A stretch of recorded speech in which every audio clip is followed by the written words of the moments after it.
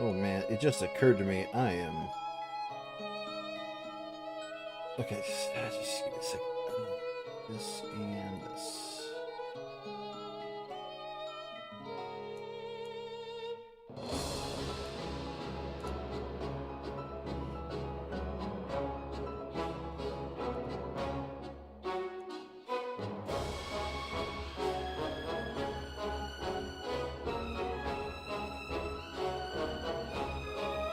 Um.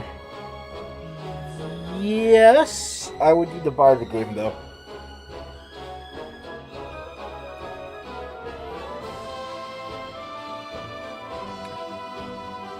Ooh, Barrick's here early. You know what? Because Barrick's here early, I'm going to switch to this. A quick hi, Barrick. Welcome. Today is going to be a little bit of a half session today because I think we're just going to be the game. So I'm going to take this opportunity to hijack a few things. One is it looks like the votes for next stream during this time slot are in. They're not literally in because they could change, but right now it looks like we're playing Outer Wilds, which I don't know. Ooh. What's Henry? I said I don't know what that is. That's fine. I only have a vague idea about what it is. All of these games that I actually listed here, I've been told fit the theme. I have actually never played any of these games besides Deathloop, which I had to do because I needed to know if it could be even playable. It's one of those ones where if your machine is too good, you might not actually be able to play it. So, It's an old game. no, it's actually relatively new. I found out the problem though. I had to hardware limit the frame rate. Is the way I got it to work. Speaking of which, I've been having a problem where occasionally my CPU acceleration goes back up to 58 instead of 50, and WoW crashes. Are you still using your old laptop? No. Okay. No, this is the new one. The problem is that when the CPU acceleration goes too high, WoW crashes. In case you don't notice, new chair. I did not notice. I'm feeling pretty good about this chair. I finally have a chair with back support that fits I just had a new chair Applause. at the office. One of my colleagues had a spare chair, and they were like, I was like, this is a lot more comfortable than my chair. Can I have it? And they were like, yeah, sure, as long as you give me yours. I was like, done. Just Okay. quietly swap chairs for the comfortable chair. Yeah, I was using like a better chair than like you would find like a school assembly lounge, but it was like kind of like that low end quality. My previous chair. I love it. I'm glad I have this new chair though because it's hard to find. Okay, here, real talk to everybody out there who dares watch this video. If you're a big person, this world is not made for you. All right, you need the price for sucking the sucking syrup straight out of the bottle is you need to go find yourself a chair that can handle a lot of pounds. Well, you don't even do that anymore. What? Syrup No, straight out of the I bottle. don't. No, I don't do that. But I will not deny for the last month I have just my diet's been thrown out the window. I need to get back on it because I'm starting to feel my pounds coming back up again.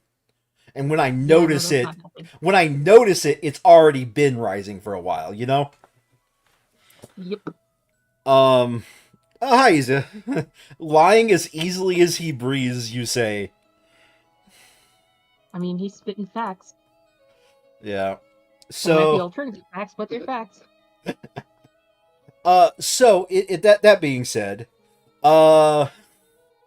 we will probably be playing Outer Wilds next time. And by the way, Sandra, for your sake, I know you said you hate platformers. It's not literally a platformer. The only reason why I call it Super Mario Galaxy because the one thing I do know about it is there's like tiny planets that are like you could pretty much like walk around them in a day. John. Yeah. John, here's the thing you have to understand about platformers. I don't give a fuck if you're playing a platformer. I hate Oh, playing platformers. okay. Remember, you played Super Mario RPG, which, while not a platformer, is platformer adjacent. Didn't bother the fuck out of me. I don't have to Okay. play it. All right. Yeah. That being said, I don't think I have any more updates before we begin, right? Well, as far as I know. So yeah, let's go ahead and finish this train wreck and take as many opportunities to talk about much we want. I believe we had a conversation right before we started that I thought went like, man, that would have been a nice stream conversation. Yeah, I mean, I can sum it up pretty quickly. The writing on this last case is kind of shit. Not that the writing itself is bad, but the plot and premise have just been like, well, what if we said all of that shit you've been doing for the last, like, in our case, like 30 hours? What if that just been like more than? How many hours, Sandry? Yeah. But like a good like 6 I hours of that will- at least is the current case. So like I will state that time is also inflated. If you were playing this game normally, you wouldn't sit there and bother to like voice everything and have random that's side true. conversations. But the fact is that but in our case, for the last 30 hours, what if all of that shit? What if we just told you that had been a waste of your time? None of it mattered. Yeah. It's like, I mean, you know, I think fun plot going on here, and then I think I have a different perspective from you as a person who completed the game once before and not too long ago rewatched a full playthrough of the game, right? So I think I have a different perspective of you because I came at it from looking at how everything that they do ties into the ending. And I get that, but it's just I will not state very it's not great, but it is okay. It's not a very interesting. Like, I can already tell the conclusion is not going to be satisfying. Like, it's just not, because they've already gone down this like insane, like, What? We just wanted to mind control a bunch of people. So what? You have a problem with that? the degree of madness and conspiracy that they require in order to do this, like, is just so mind-boggling that they were like, you know something? We have no idea how we're gonna finish this story. We're just gonna throw everything out the window. And maybe they went back and added some touches, but the fact is that this is just so monumentally stupid. If you're probably in this camp, but if you want to go ahead and look this up, you'll probably be like, why didn't we get that game? Go ahead and look up the actual concept art to this game, because in there is a completely different game.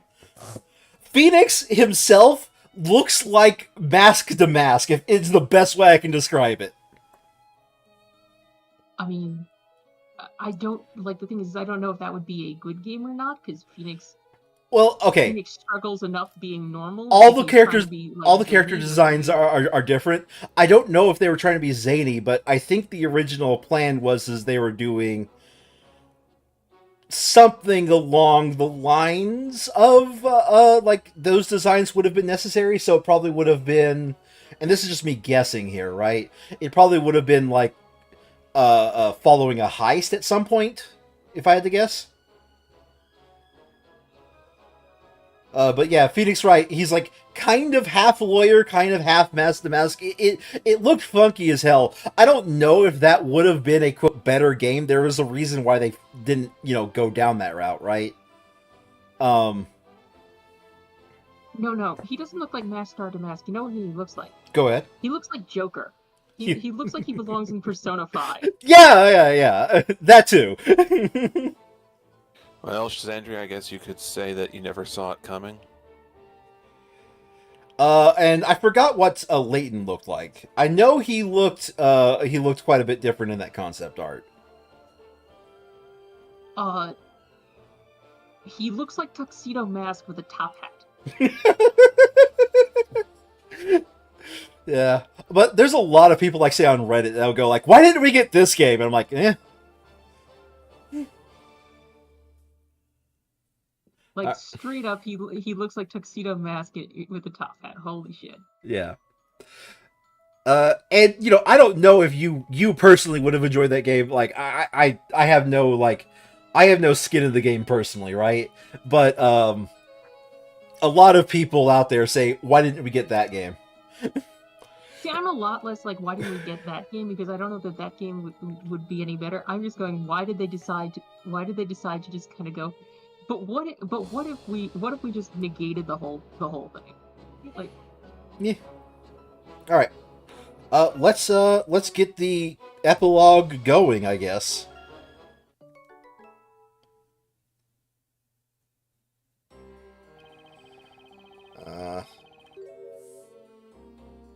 Okay, this sound. I think this is Phoenix. This has to be Phoenix. Yeah, this does sound like Phoenix. Turns out we had a surprise witness on our hands. The victim himself, the storyteller. Then again, nothing surprises me anymore. Secret behind Labyrinthia, legendary fire, witches, magic, and finally, Bezella. The veil was just about to be lifted off of these mysteries once and for all. Okay, everyone. It's high time we end this. Let's give Labyrinthia the fresh start it deserves and solve these mysteries. So, before I hit the A button, because this is obviously the A button to actually go back into the game, I was going to point out where we are. We had the Layton twist, which was, oh yeah, we just have mind control drugs, whatever, and Layton's like, cool, and does nothing about it. We had the Phoenix Wright twist, where I would say the Phoenix Wright twist was magic wasn't real the whole time. Like, the Phoenix Wright twist was the thing you've been assuming wasn't the case for a while now, right? Like, that's a general Phoenix Wright twist, am I right? Yep. And we also have had the Phoenix Wright conspiracy, in that we've also solved that, right? Like, the conspiracy, like everything happened in the past according to the DL6 incident, right? So, I'm just going to point out, the game is still going. God, I can only Because this is imagine. because this is the 3DS era. Oh, right. I am Layton, Mr. Cantabella. I would like to apologize for putting too much pressure on your daughter.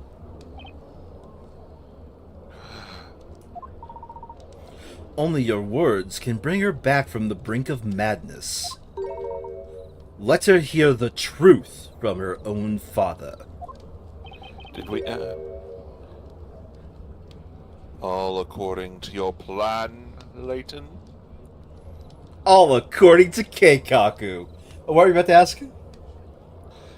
Did we, skip a bunch of stuff previously in the last section? No, because I just stopped it. Like, I didn't save over it.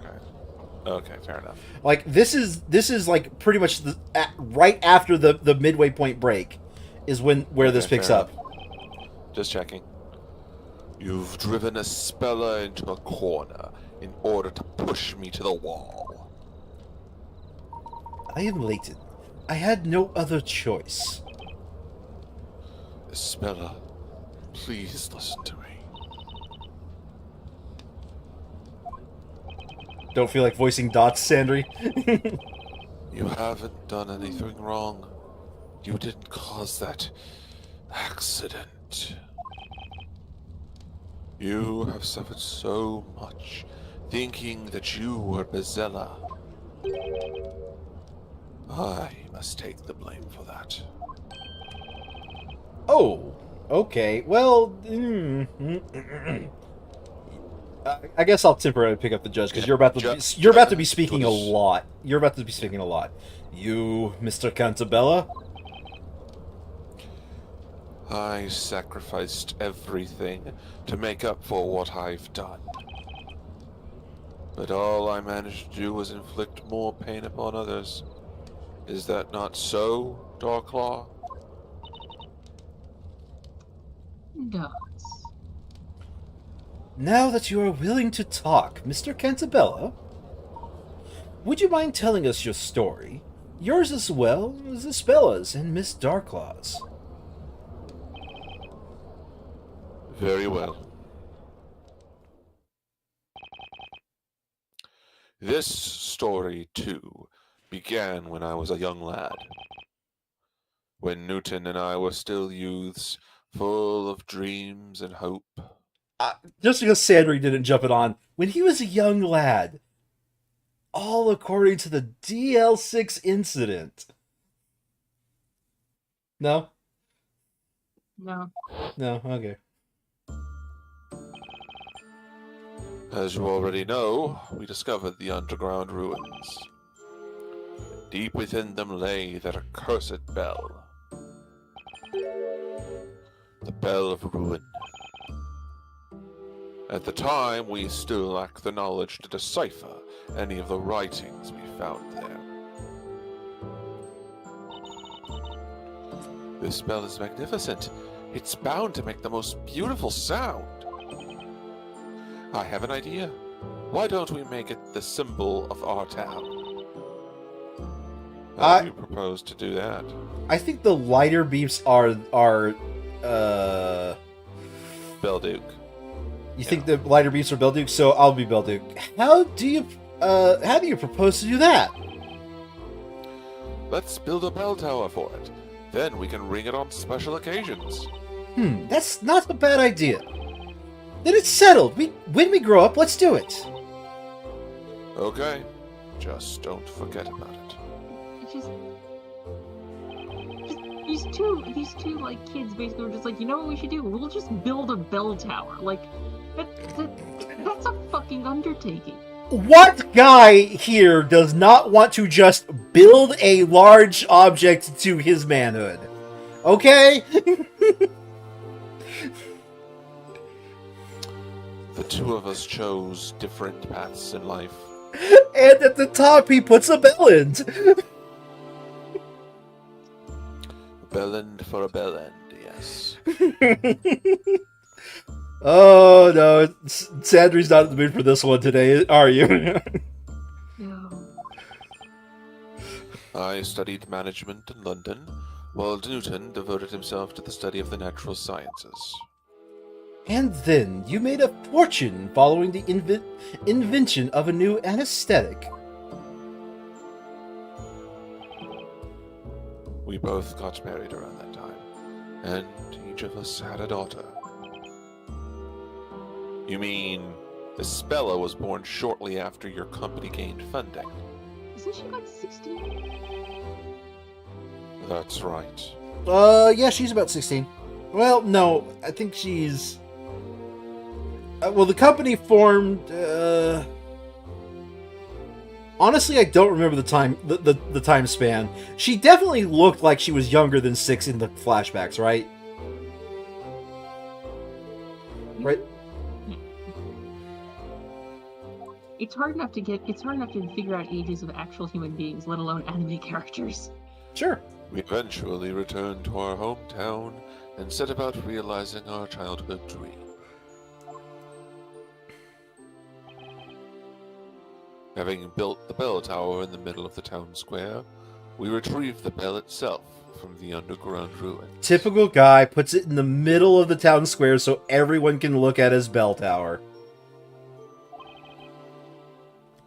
We aspired to make it a symbol of prosperity for this unindustrialized town. Thatcherism hit it really hard.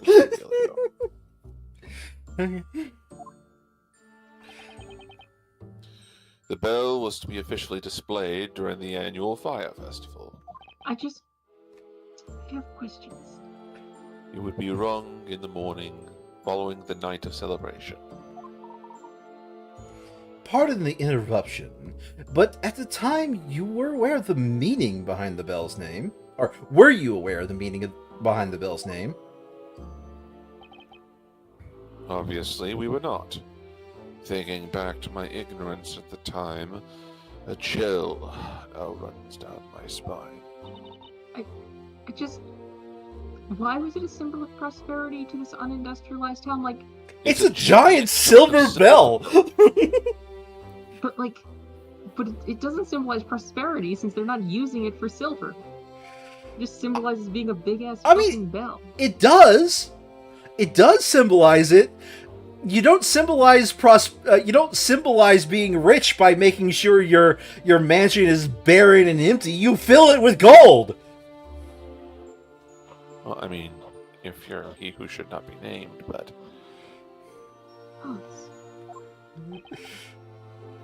Newton and I went to the bell tower the day before the festival. Only one more day to go. We've waited a long time for this. That we have. This town would no longer be the same after tomorrow. I do not know what was my cadence with that. The bell weighed so much that ringing it was not easy. We tackled that problem by constructing a special mechanism, which we installed in the belfry. Daddy, I want to hear the bell. Can I make it ring? Daddy, please, let me ring it. Bella, who was there with us, was utterly enchanted by the bell.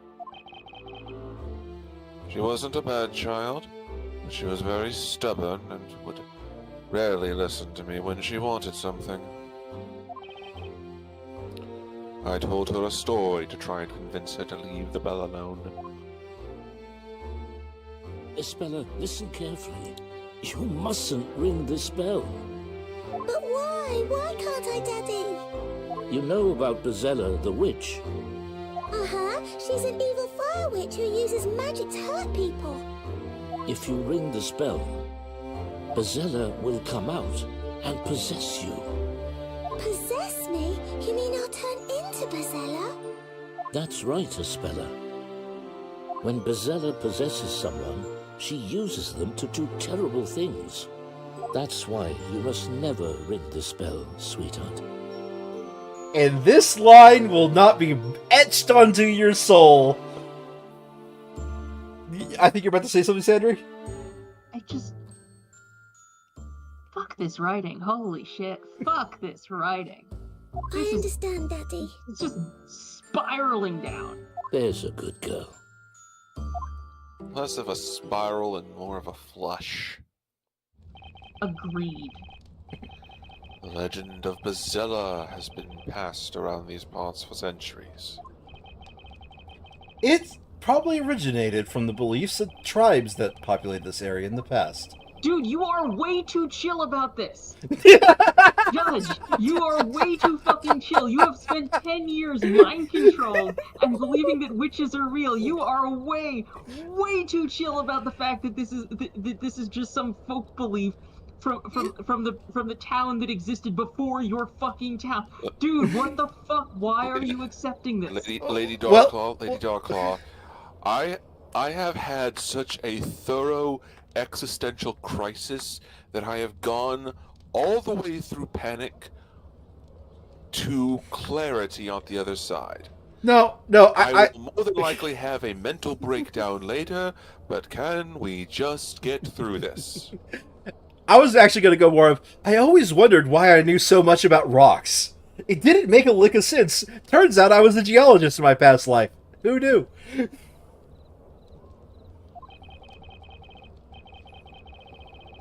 was a silly story that I invented for the occasion.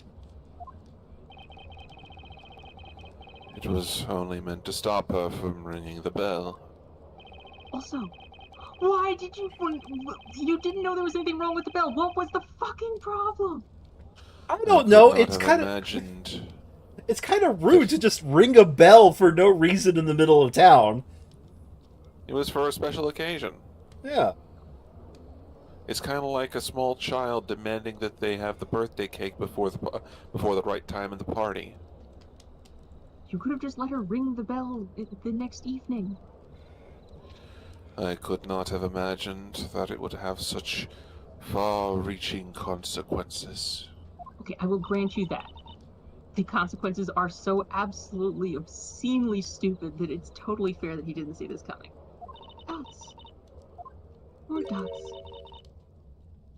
It's all coming back to me now. I remember that day. Huh? The day of the fire festival, just around the time when the preparations ended and everything was about to begin. I sneaked out of our house and took Mom's pendant with me. Your mother's pendant. Do you mean this one? No, that one. Oh, I mean the other one. It belonged to my mom. We needed to limit access to the bell, so we made the 2 keys. We decided to make them independent and gave each one to our respective wives. Both are needed in order to access the belfry, as you well know. We were there, storyteller. Storyteller. May I ask you, what is going to sound like a stupid question, I know, because we're in a latent game, but why not use fucking keys? Why not just have 2 fucking keys that you just put into key At this point, Leighton looks directly at the camera, says, "Luke, get my gun. I need to kill a person." As I said, like, I get it, we're in a latent game, that's why, but like... Lady Darklaw, why install a complicated stairway mechanism in order to reach the belfry? Why hang a gigantic bell of solid silver from a bell tower? It's the No. You don't get to compare having a ridiculous way to reach the belfry with why did you put a bell in a bell tower? Because it's man's. What do you do with a bell tower? I thought you were going this way, Jordan. I thought because it's a man's desire. Because it's fucking cool. That's why. But it's a bell tower. Of course, there's a bell in it. What else do you do with a bell tower? Were you gonna just were you gonna put a noose in it? Like what? Lady Darklaw, it's the aesthetic. That's the point. I don't think Sandry's doing it as Lady Darklaw. No, believe me. Lady Darklaw would be much, much more annoyed. Oh no, you're about to learn some stuff. Oh, I can imagine. Can I continue with my testimony, please? Yes, very well. Thank you. No, apparently not. The spell has to talk now. Bugger. I saw you and Mr. Belduke use them. So I told Eve to meet me at the bell tower. Daddy says Bazella will come out if I ring the bell, but if I do it just a little... So inconsistent from when we're actually getting voices. I want to try it while the festival is going on. I hope Eve doesn't forget her mum's pendant. Oh, we're back to not voices.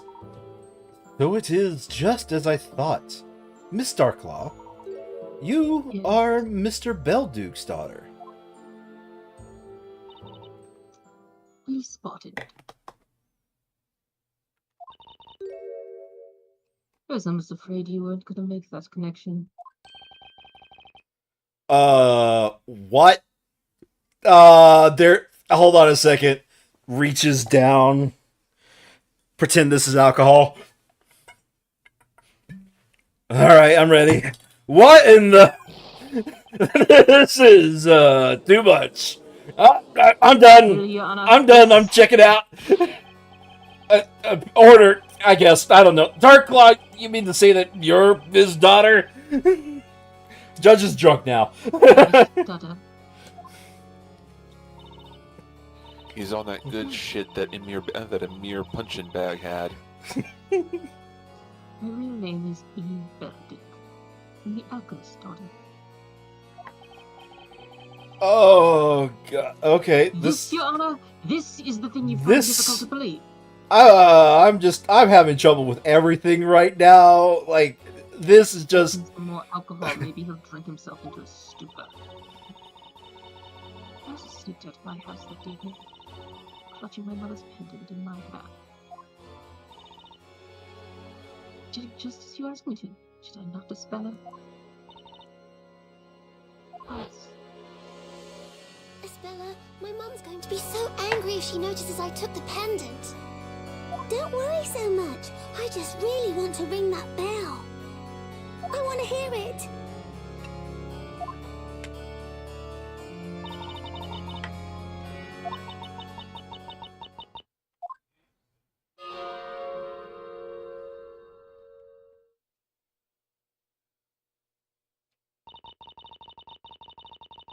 ring the bell against my father's wishes.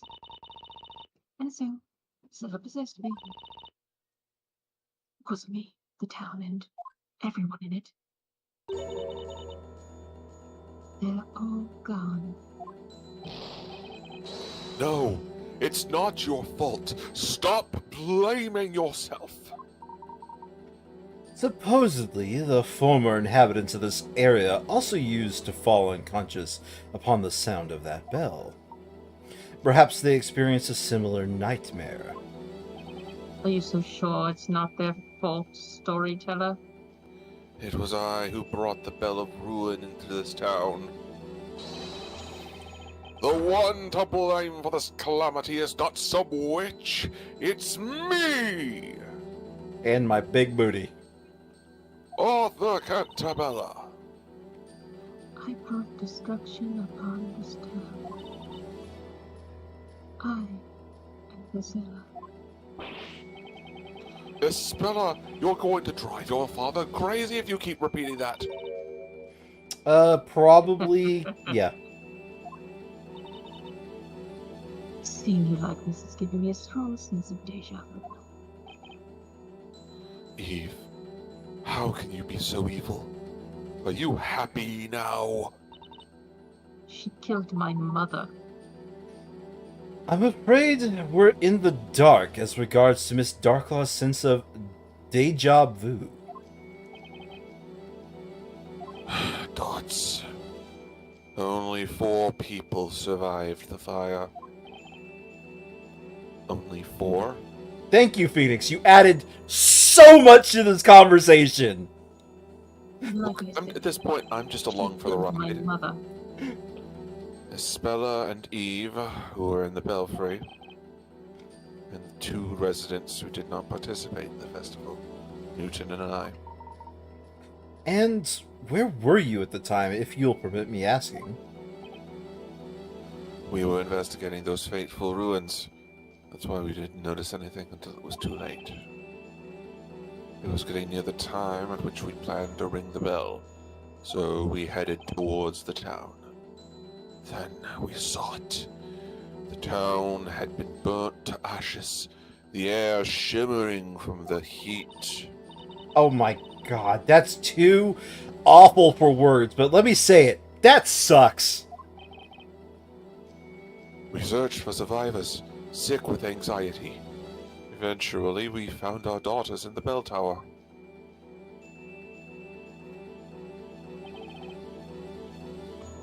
Isabella was unresponsive, like a doll. Eve was crying at her side. Our relief at having found them vied with the terror caused by the disaster. Hold on a second, I'm just checking something. Okay.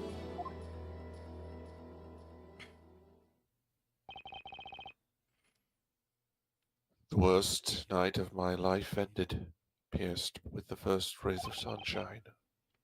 But then, it seemed Isabella was already lost to us. We had lost her to Pizella.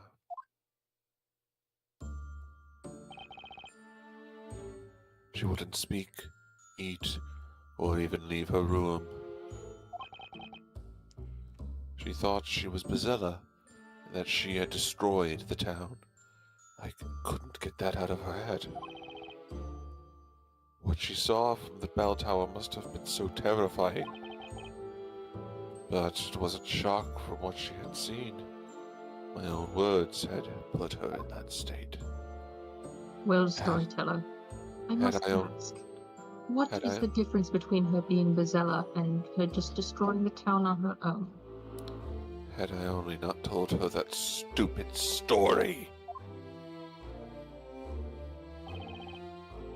We had been grasping at straws, trying to find a way to save Isabella's mind.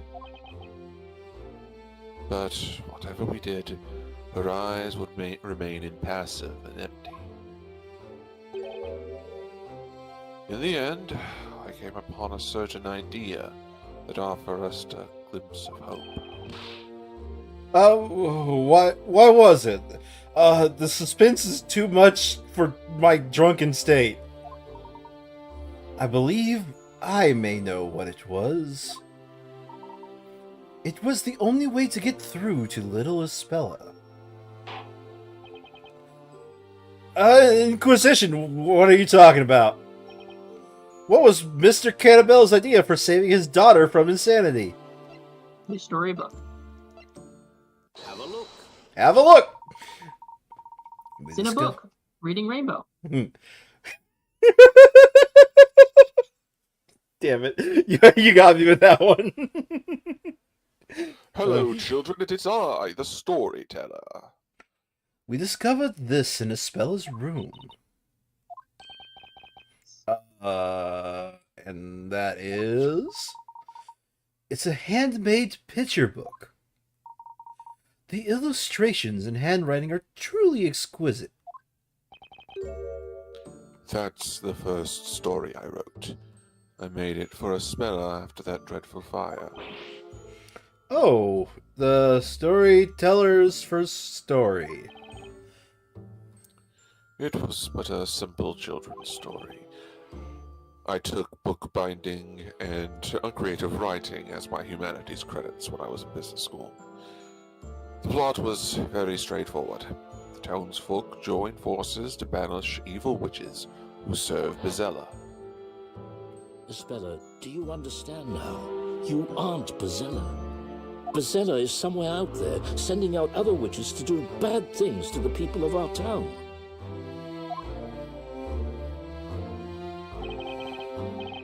Witches. There were no people of our town, were there, storyteller? They were all Witches. dead. Witches. Magic. The town perishing in flames. Espella was mentally broken, and I couldn't get through to her any other way. I talked to her as if magic and witches were real, avoiding any mention of that fire. A witch is real. Espella spoke to me for the first time in so many days. I was beyond myself with joy, and replied without thinking. Oh, Christ. Oh, Are you telling yes, me they the are. entire plot of this They're game hiding is in the basically an town, elaborate among way the of trying to people. keep his daughter sane? Oh, so you've seen the plot already. This is... Fuck me. Go on. So, Sandra, I did say they would answer it, but I don't think it would be satisfying for you, before the stream started. Yep, Well spotted, John. You know me well. Yeah. we've gone from the Truman Show to 51st Dates. I thought it was 100 first dates, first of all. But, It doesn't really make a difference. More than one first date. But it's just a fairy tale. I was desperate. I feared she would close herself off to me again. Now, in hindsight, I really should have gotten her a therapist. I see what another fool I was. I made an irreversible mistake yet again. you decided to play God. I mean- am Yes. No, it's not. Everything your daddy writes comes true. Fucking good God. The bad witches will get their comeuppance. I will write a story about it.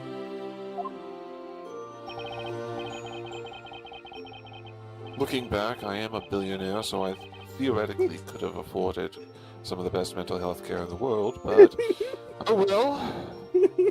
Instead, you played If my God. father was some drugs, he surely would have come up with something to poison the bitch. And so I wrote another story for my daughter. A story about mischievous witches getting caught. This time I had a story acted out in front of Espella. You had it acted out? Back then, I wasn't the only one tormenting myself over the mental state of my daughter. Newton was going through hell too. His own daughter was badly scarred by the event. Isn't that right, Eve? Dots. My father and I repaired a building that had survived the fire and continued to live in this town. Stella wasn't even able to leave her room. We couldn't leave her behind when she needed all the help she could get. Mr. Cantabella showed us this book one day. Then he made an unusual request of us. I'd like to make this story real. Would you be willing to help me do so?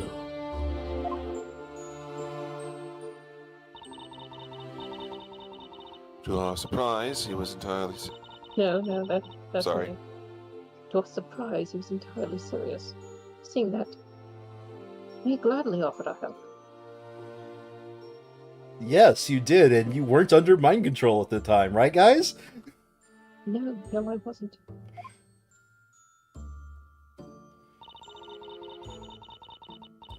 Story about evildoing witches caught and punished. Bezella, the source of them Were you all. paying attention, Aspella? Witches got what they deserved, and peace has been restored to the town.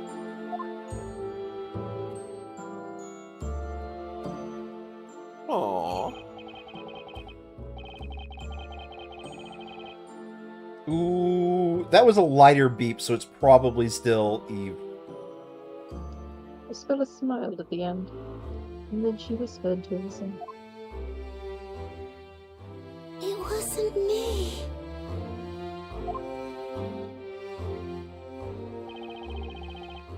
When I saw her smile, I felt as if something broke inside me. I couldn't afford to let her be sad again, ever again.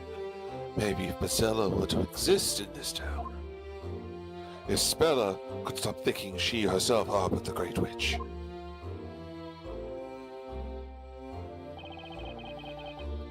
I continued writing stories about witches. Eve and I would hack them out for Spella.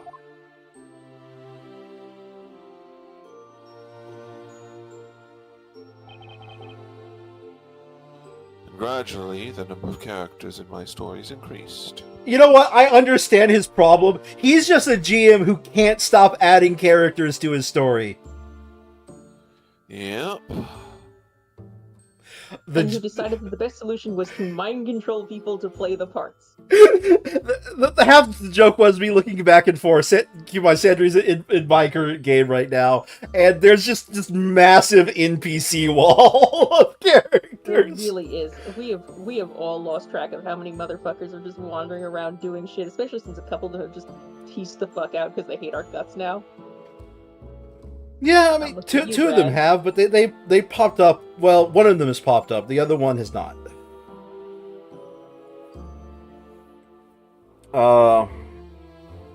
Anyway, That was, of course, largely due to the ongoing reconstruction of the town. How much reconstruction? It wasn't anything on a big scale. I simply paid people to move in and act out their roles. again, Theater kids. this was a theater better members. idea for him to do as a billionaire than hire a shrink. This feels very billionaire solution though, like just complete detachment from reality. I hired actor builders to rebuild the town and also act out my stories. Rather than just get her some drugs from my best friend and maybe some therapy. But I began to think that I would need more than that. The story had to be real. And now he's the point where he goes to God. To make a lie seem true, you resorted to even more lies. This is so incredibly stupid. I was certain that was the only way. How did I do so? I remembered about Newton's research. He was working on a certain medicine. Thanks, Phoenix. Added much to the conversation. Look, man, I'm trying here. It was a kind of tranquilizer made from local plants that he was testing at the time. Phoenix is like, I'm here too. But it was difficult to put to practical use. The substance had a danger of causing unconsciousness and hypnosis. Yeah, I can see how that could be abused to cause much harm. Supposedly it fell into the wrong hands. Are you sure it didn't? At the same time, it was just what I needed for my ambitious project. I contacted the government, and that was the beginning of what came to be known as Project Labyrinthia. A town with human test subjects, all in a state of long-term hypnosis. You devised that plan solely for the sake of your daughter? Well, not just for the sake of my daughter, but yes. We acquired the land, which had been laid to waste by the fire. The new town was slowly becoming populated. Gradually, the rules of Labyrinthia were established. It was to be a town where magic and witches were a reality to the residents. All of this was possible thanks to the drug. The test subjects you exposed to it through the ink used to pen the story, right? No, I think he deserved this cut in because you know that's him confirming something.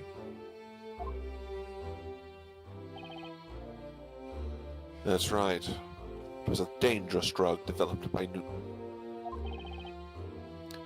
About 10 years have passed since then. Even now, the town continues to change.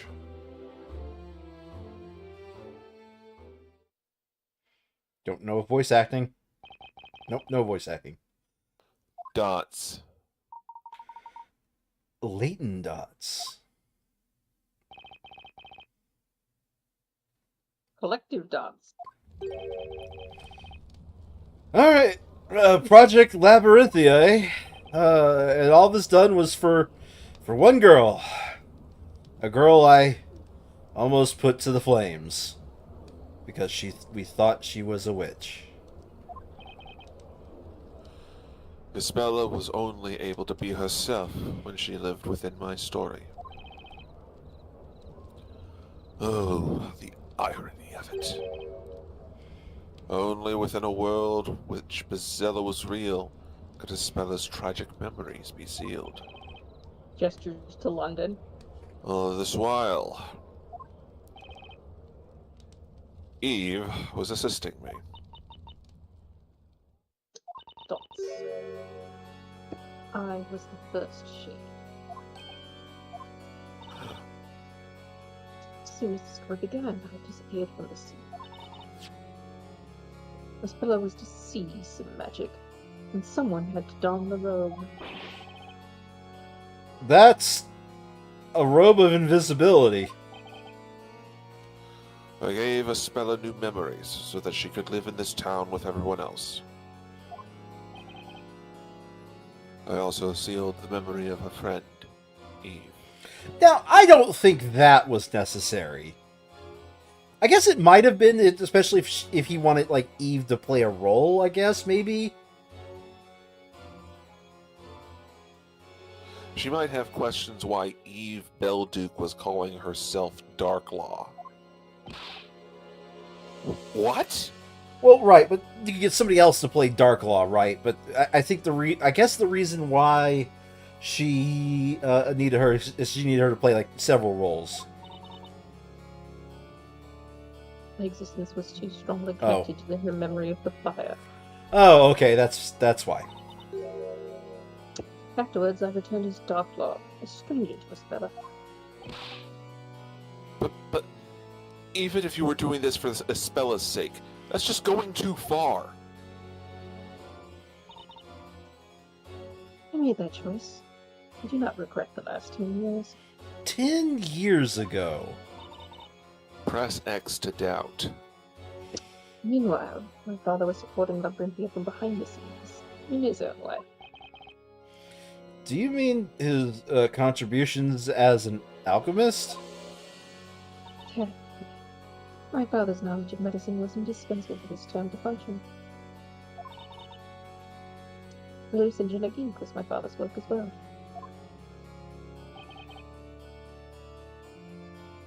So it was. Newton and Eve sacrificed more than anyone else for the sake of Isabella and this town. I will be forever indebted to them. Yes. We wanted to save Isabella, just like you. Yes. But then, there's something I still don't understand. I mean, there's a lot I don't understand, but why were you trying to destroy this fake world? In the end, you chose to betray Isabella and Mr. Cantabella. Oh, but I've already told you already, have I not? It was your revenge. I remember this. This part makes sense. It was your revenge against Mr. Cantabella for choosing the end of the story. What? Dots. I wonder whether that was the true reason. Professor? Would Miss Belduke really betray them merely because she did not want the story to end? I dare say there was another, considerably more important reason. She had another reason? No need to frown in dismay, Mr. Wright. Please leave this to me. Oh, sure, by all means. Oh, you know, I'm going to sober up a little bit. Well then, let's hear what the Inquisition has to say. What other reason led the witness to betray Mr. Cantabella? What? The note? Nope, no, the there we go, suicide right. note. Have a look. Have a look! It's in a suicide note. Reading Rainbow? Yep. This letter was Miss Belduke's real motive. Oh, what is this? I think I've seen it before. That's the letter written by Mr. Belduke for Mr. Cantabella. It's also Mr. Belduke's suicide note. I guess I'm him. My dear friend, I hope you forgive me for leaving this world of my own will. What I have done cannot be forgiven. I can never escape from it. Something was tormenting Mr. Belduke. It became too much for him to bear and drove him to suicide. These past 10 years. Thought father was glad for helping Cantabella. But little did I know. He was suffering terrible anguish all that time.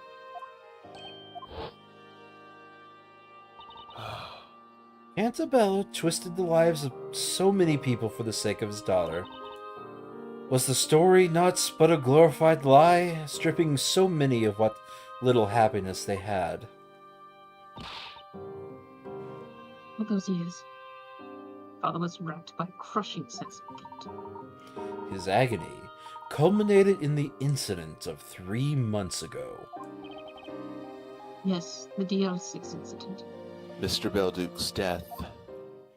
That too.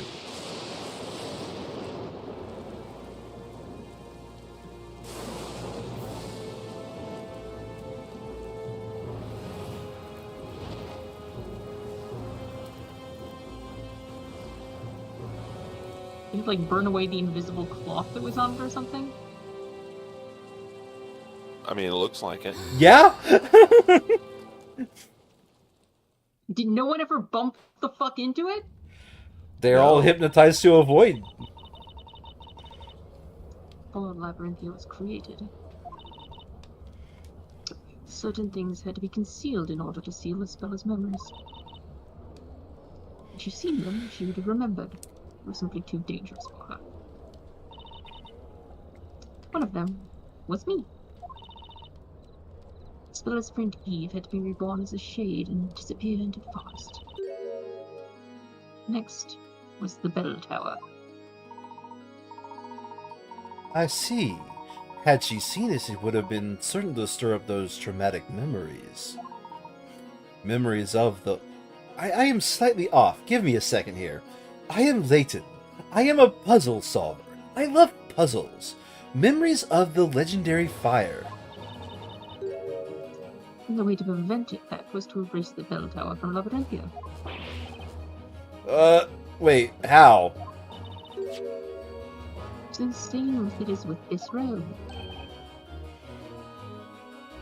The robe of invisibility. Yes, thank you for your help. For your help, Fender. In short, we covered up the tower with a huge robe. Although it wasn't as easy as it sounds. In other words, the bell tower had been there the whole time. Thanks, Phoenix! Once again, what is greatly appreciated. Only the townspeople could see it. Is that correct? Oh, this time he actually added something. I mean, he didn't really. Well spotted, Defender. Oh! Okay, the tower had a robe of invisibility. At any rate, the situation changed due to that lightning strike 3 months ago. DL6 incident, did it not? Direct lightning incident. It was a most unfortunate accident. Lightning set the bell tower's cover on fire. I want to say it's impressive that the cloth lasted so many years. I would think just general wear and tear would have at least had like the very tip of the cloth stick through.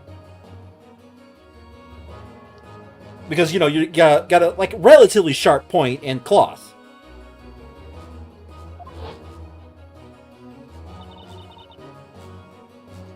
That cover was quickly consumed by the flames, revealing the vulnerable bell tower.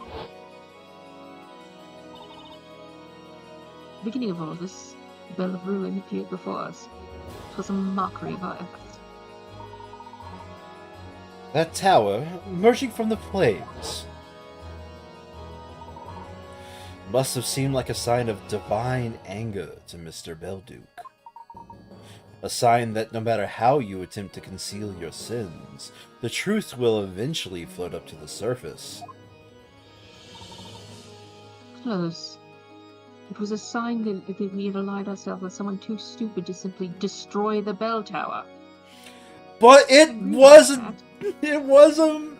Isa said that a while ago. I don't know why it repeated. Let's keep going.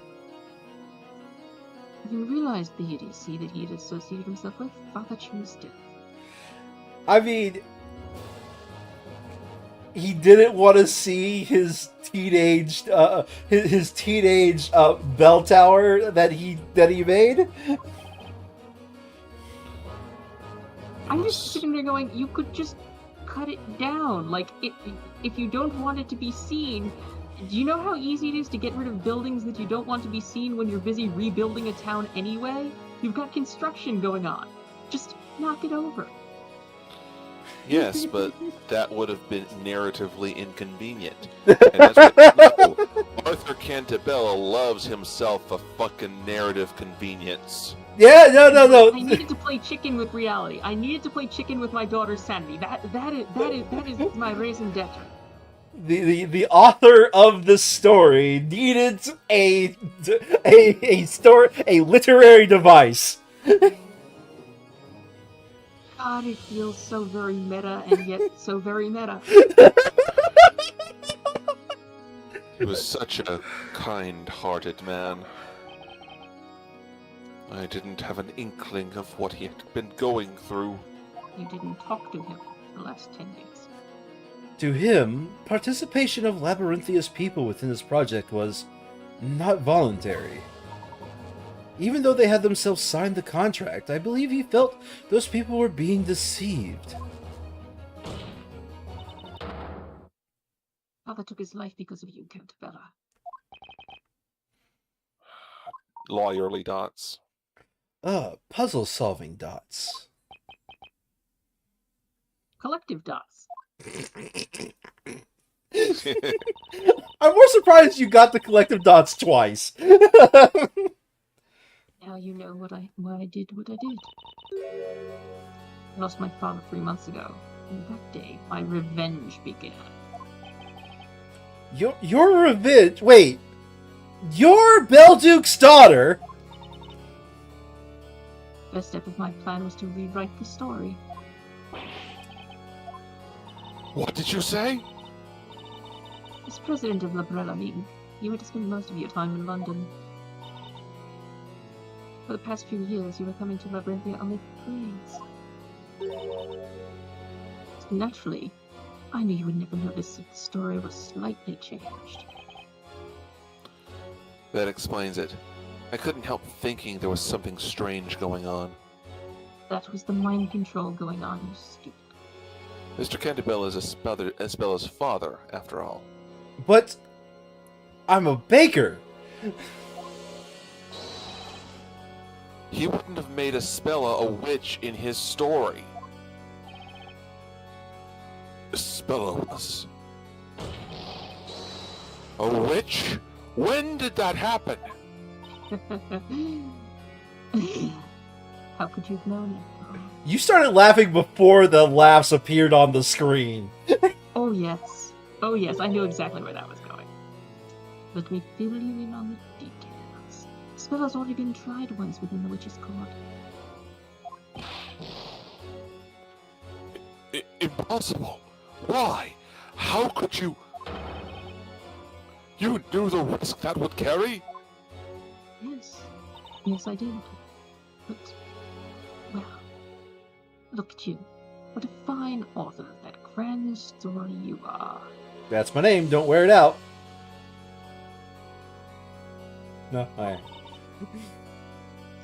Put all the work in Labyrinthia to me, while you are making millions for yourself in London. Well, closer to billions, but... What a pathetic excuse for a father. Didn't even notice your precious little Espella was in danger. He owns an island in the British Isles. Trillions is probably the closer to the Unlikely, but he also probably doesn't. It's probably not actually an island.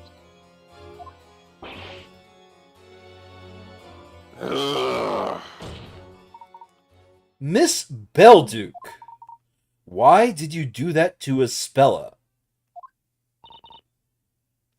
Do you really need to ask? I did it to unlock her memories. You mean... Yes, you added the lot to this conversation there, Phoenix. When the legendary fire took place, We could probably have, like, for the last half of this, replaced Phoenix with a literal straw man, and he would have added just the same amount to the story. oh, very much so. Spella was so traumatized she closed herself off to the world. We're just little girls then. The tragic accident was too much for us to handle.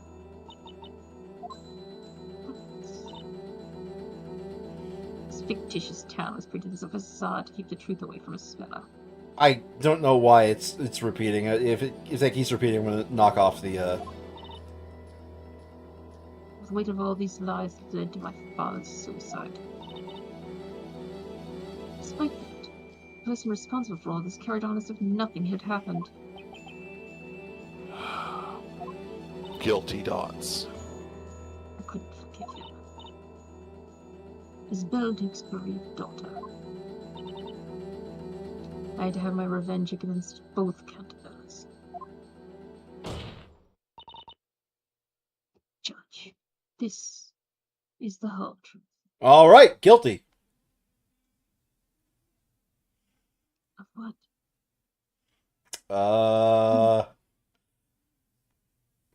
What is? I will point out. I don't. Has she actually committed the crime?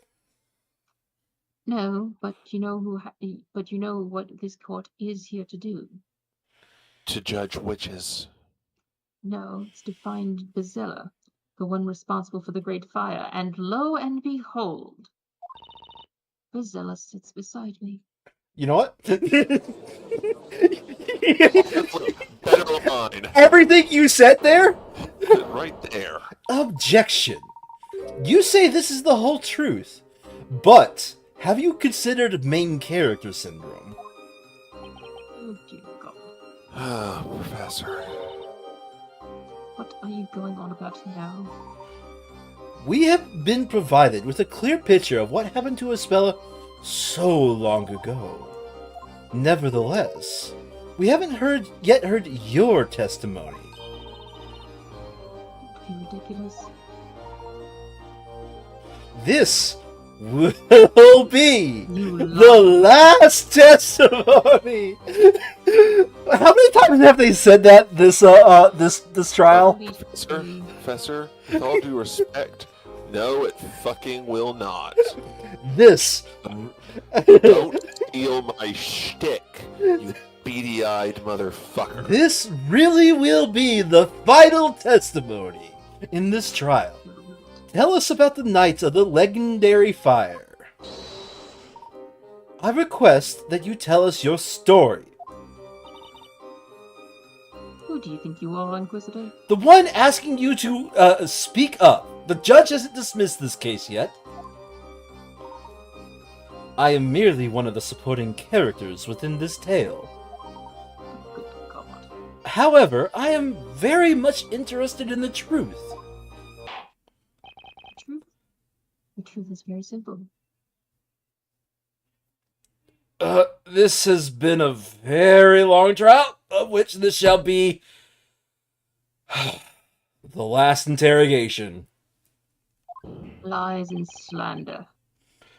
The court demands that the single other witness to the legendary fire provide us with her testimony. So I'm just curious. Okay. What are they hoping to find here? Because there aren't any open fucking questions. Like, what is Leighton hoping to find here? Because so far everyone has agreed on all of the facts. I know there is one more fact to do, and the hint was actually dropped.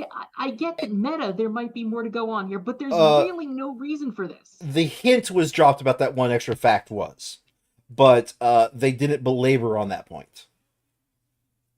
I'm just going to state that. Very well.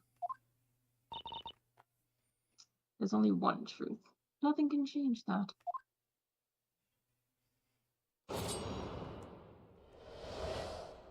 Welcome to the 3DS era. God, it really is. Still, I wanted to ring the bell no matter what, so we went up to the belfry. Festival celebrations had already started. The mechanism for ringing the bell was at a height even we could reach. Next thing I remember was coming to and running to Spella's side. I was shaking her until she finally opened her eyes. The next moment, we saw that nightmare again.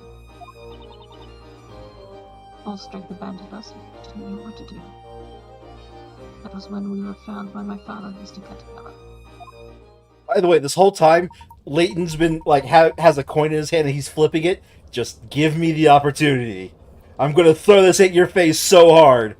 The bell could only be rung with a special mechanism. That's right. It was made in such a way that even a child could use it. It's probably constructed by my father. I suppose he wanted to make it possible for anyone to ring that bell. In light of the events that followed, it was clearly a foolish decision. A mechanism for ringing the bell. I noticed something like that on a pillar when we first went to the belfry earlier. I'd better make a note of it for the court record. Goes up to the tower, rips out mechanism, stuffs it in pocket. Oh dear, fate can certainly be cruel. I have to agree. If only we had not discovered those ruins and brought that bell to our town. You also probably wouldn't have been rich, so... To be fair, yeah, there probably isn't, like, many opportunities for him to, like, get a silver bell. Like, just in general, like, even a tiny one, right? There probably wouldn't have been many opportunities to do that. So, like, it was a discovery. It's just a shame that it caused the death of basically an entire town. What's also interesting, though, is that I don't think silver has a particular resonant frequency. Like, I would assume The it would resonant depend frequency of on the shape. the resonant frequency of bells are based entirely off of their shape and size. That's what I was thinking.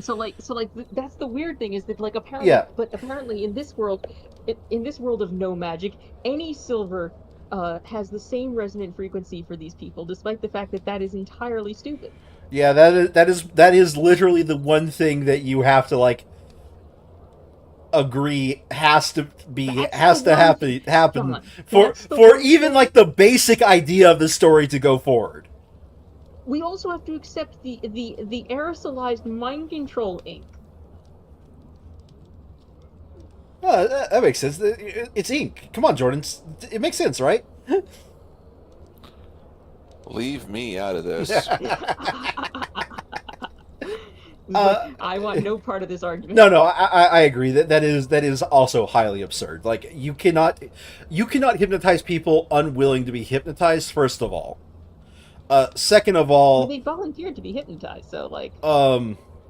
Long term, I think eventually, Yeah. like you will come to your senses no matter what. Yeah, even if you are doing Turbo MK Ultra like these guys are, with stuff that is actual mind control juice, eventually somebody's going to develop a resistance to that shit. Yeah, but then you just kill them. Either way, the those are the two main conceits. I was just wanting to say, like, the bell, like, yeah, that is a conceit you have to give up. Like, the sound the bell makes is entirely based off of size and shape, not the material it's made off of. Anywho, It's just. Or if only we had deciphered those ancient writings a little earlier. Moreover, if only the groundwater in this area didn't cause that strange condition. unfortunately, Mr. Cantabella, the tragedy occurred. All that remains for us to do is to seek out the truth. Not for the sake of vengeance, but for the sake of the future. That's. Mr. Wright, you have been fighting to fiercely uncover the truth. This is the final interrogation. I trust right. you know what to do. Jordan? Oh, he might have DC'd. You've been muted for the last couple of lines. Mike's not making any sound when he engages. Yeah, it. you've been muted for the last couple of lines. Still muted.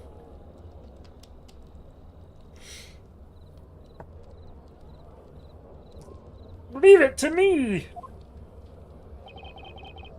Oh, I was kind of hoping it was just one line, but whatever.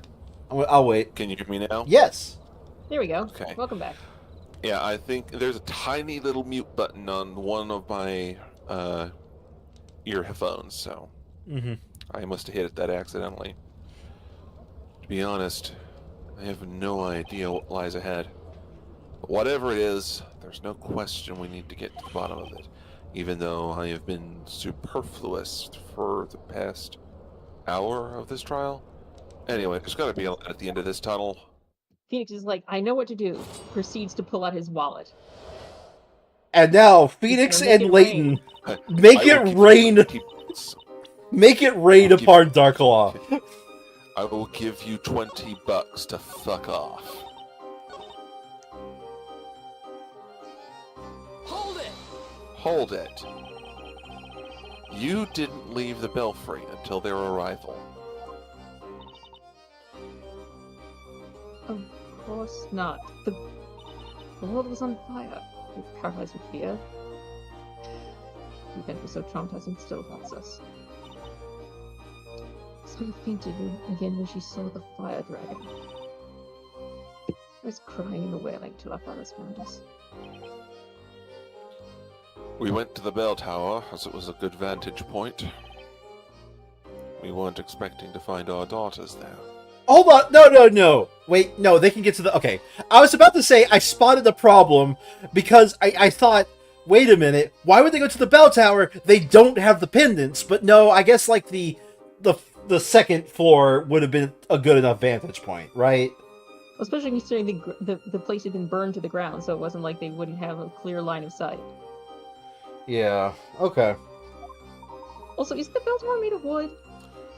Nope, stone. It looks. Hold on a second. It's Parts made it out of is made stone. wood. Let's see here.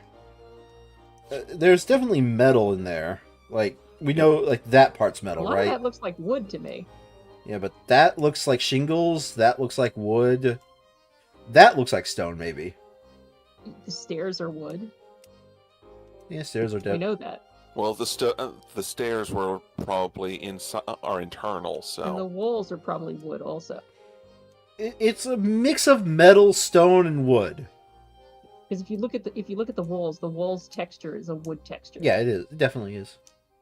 Like it's a kind mixture of. remarkable that this thing just sitting in the middle of the town didn't burn. But see, you see what I mean by like, why didn't that part stick through the cloth in the decade No, that that's this not a town's been crazy around? thing, because you don't.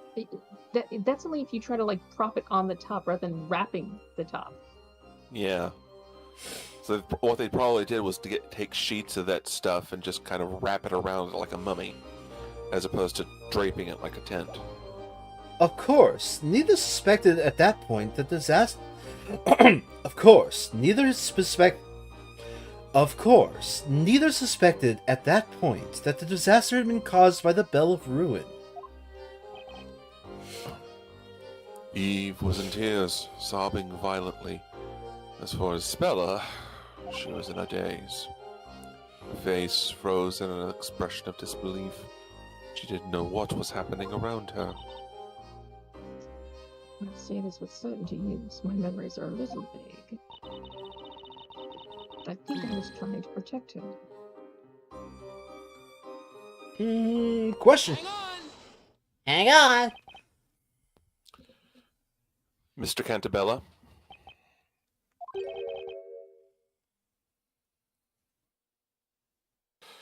I remember that very well, as if it happened yesterday. DeBella. Would you mind telling us what you saw? Dots. Eve! Espella! Are you alright? Daddy! Eve! What on earth happened here? It was Bazella! Bazella the witch! Bazilla? What are you talking about? Bazella comes out whenever someone rings the bell, right? What have you done? You didn't... Oh, please, Mr. Cantabella, don't be angry. At Isabella.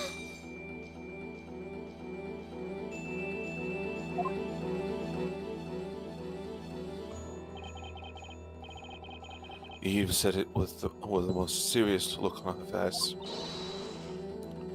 Please, Mr. Cantabella, don't be angry at her. When she said that, I grasped the situation. I realized what had transpired in the belfry. And I thought to myself, I must protect these children.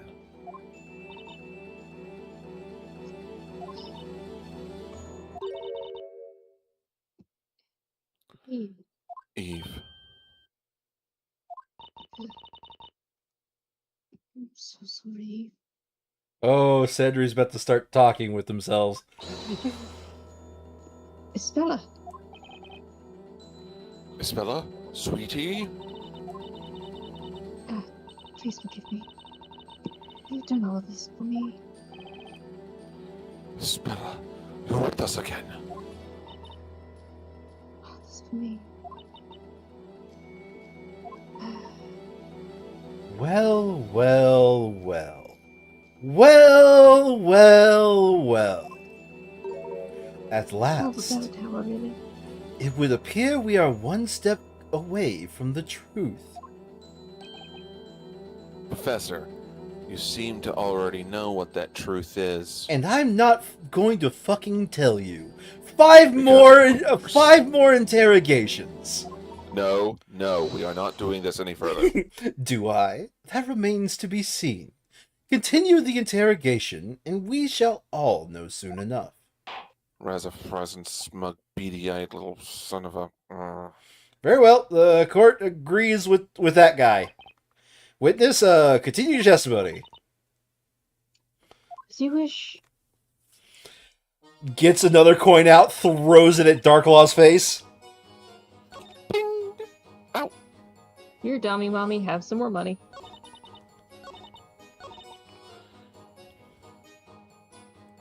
Hold it! So it was you who woke Espella up, witness. Yes, it was me. She was out curled up on the floor until I shook her awake. Since she came to, she turned to look at town. That nightmarish view stretching before us. So, the first one was to wake up Espella. The second one is to actually see what Espella thought. Hang on! Excuse me, Espella. Tots. Espella, are you okay? You look like your head's about to explode. I know what that feeling is every day of my life. Yeah, usually because you have Yes. 2 people in there. Everything's fine. My apologies for bringing back such troubling memories.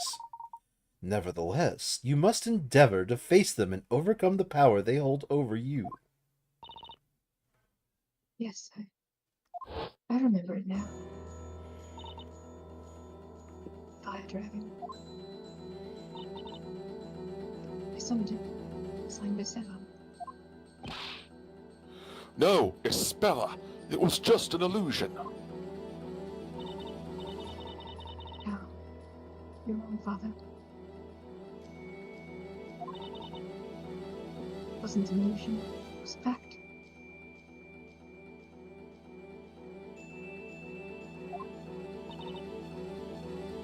If I hadn't rung that bell, none of this would have happened.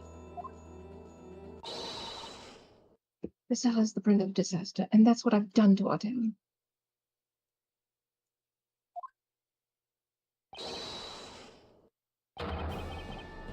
The kids run away! Quick, after her! She's run into the bell tower. Natural jump. Darn it, she's locked herself in. It's no use! We'll have to break down the door to get in. That darn girl.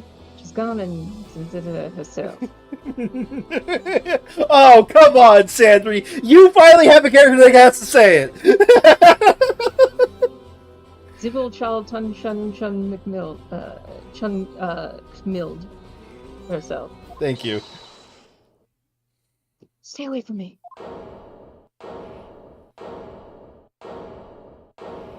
I could have done something, but I chose to stay here. It's a nice comfy seat. Espella! Oh, that's me. Espella, watch out. It's dangerous up there. What if the bell rings? Yes, Please, Espella, come down! it's part of the plan. I'm sorry, everyone. I have no right to be here anymore. Nick. Espella's gonna do something crazy. I can see that, but what the heck can I do? Something! Please tell me you have a little silver bell somewhere. Espella, please, do not make any hasty decisions. Watch out. Do a backflip! The truth is close now. Be brave for a little while longer. Truth. As if it wasn't clear already. If I hadn't rung that bell, everything would have been fine. Objection. You may be mistaken. You still don't know the whole story. Huh? Isn't that so, Mr. Wright? You totally know this one, right, Mr. Wright? Huh? He was like, I have no idea what the fuck's going on. I had the same feeling when I was listening to Eve's testimony. I felt something was not right. Really? I thought that was pretty much it. Also, I still read your blue text. The pieces of the puzzle that don't yet fit are themselves the hints to the solution. Look, I get where they're going with this. I've seen where they're going with this for quite some time, and they definitely laid it on pretty heavily narratively, but not in the testimony. Like, there is no reason for them not to accept the facts as presented. There really isn't. Well, Leighton knows everything. He has main character syndrome. As I said, like, again, narratively, they've given some very broad hints, but the fact is that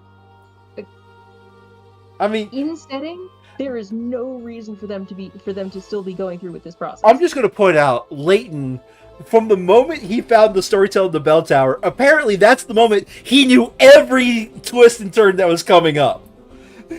Yes, but the problem is that Leighton is also a dick who's unwilling to just come out and tell it. It's just like, no, I'm a teacher. That means I'm going to coax you to come to the answers yourself. It's like, dude, we're in a fucking courtroom. Just get this shit over with.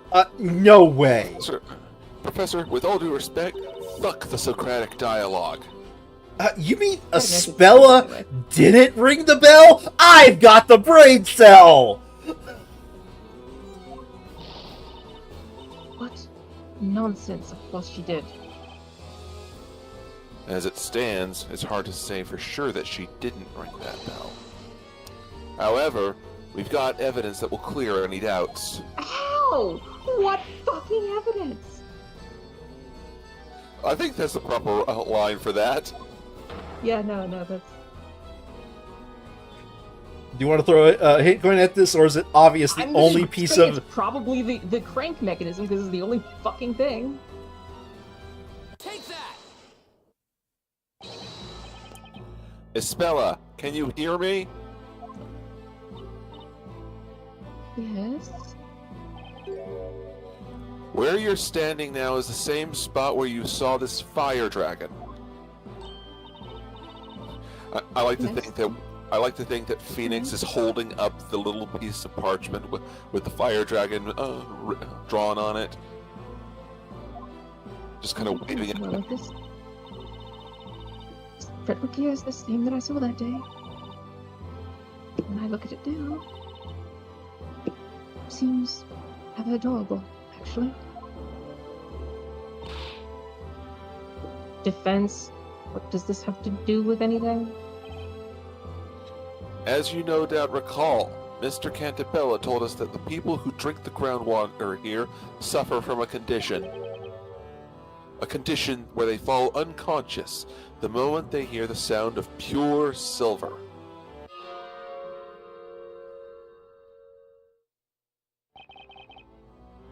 After the bell sounded, you recovered consciousness sooner than Aspella. You ran to her side and shook her awake.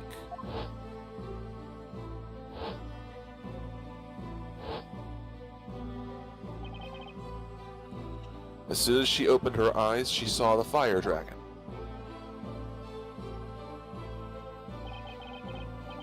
In other words, it was Aspella who rang the bell.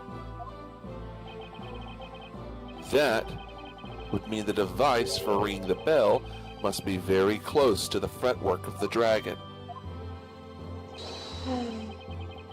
Aspella, can you please check that for me? See if the contraption is located near the dragon fretwork. Okay. Give me a minute. Trots off. Mr. Wright? Aspella, did you find it? I don't know if it's the right thing. But there's something on the other side of the belfry, a contraption with a handle. What? On the other side? That's right. I figured there was something weird when we went up the bell tower, Really now? but I couldn't quite put my finger on it. I thought the thing that was weird was Miss Kira was up there. Yeah, Oh, there's a lot. No way. You see where I'm going with this, don't you, Miss Belduke? If it was a Spella who rang the bell, there's no way she could have seen the fire dragon when she woke up. Assuming that she's remembering correctly, that she saw it the moment she opened her eyes, I suppose you'd be correct. An excellent deduction, Mr. Wright. Miss Darklaw. It seems that everything is now clear as day. What do you mean? Why, of course. I mean the answer of the question of who rang the bell. So, it had to be. What do you say, Mr. Wright? It looks like we've arrived at the same conclusion. That's right. It was the storyteller. No. Oh. We now know that there was only one person who could have done it. Oh, right. It was the cat. Close. You know, I'll just give it to you there. What? What good will saying it out loud do? Is there a problem, Mr. Cantabella? It wasn't your daughter who rang the bell.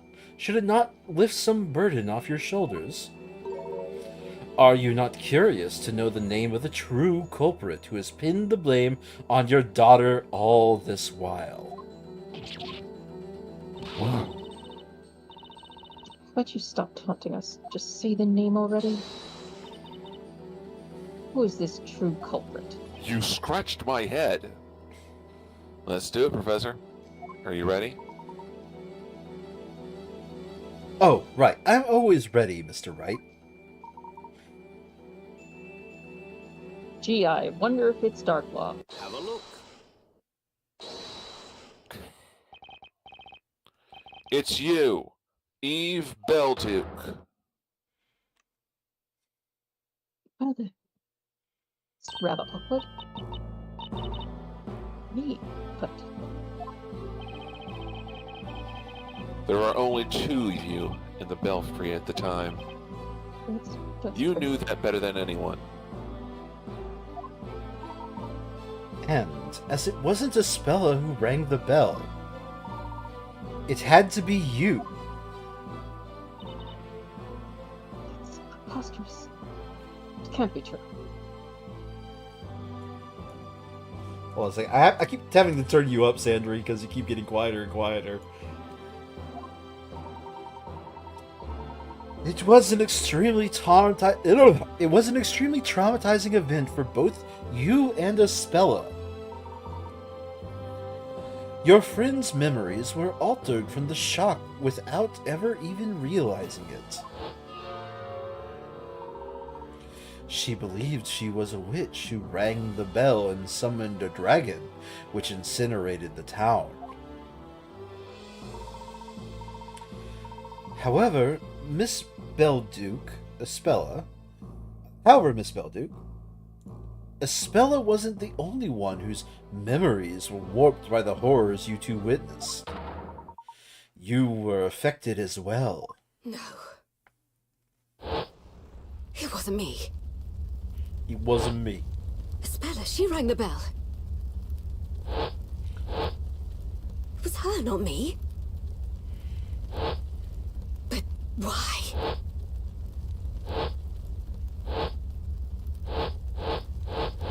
What are these flashbacks? I've never had these before.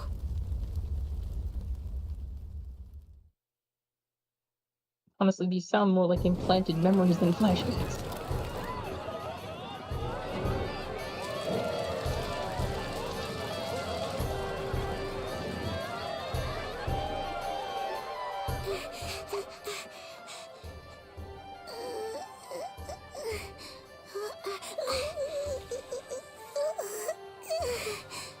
What's the matter? I don't want to do this now. We'll be taken over by Bezella. Bezella is just a fairy tale. And you're the one who said you wanted to come and ring the bell.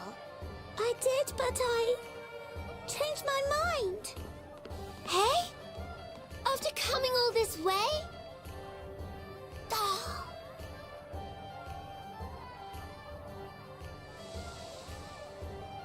Hmm?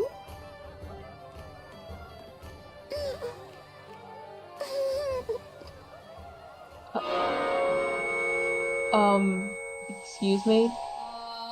Yeah? What's up? Did you not see where she was when she passed out? She fell backwards. She was cantilevered over the side. She fell forwards and broke her fucking neck. Espella! Espella!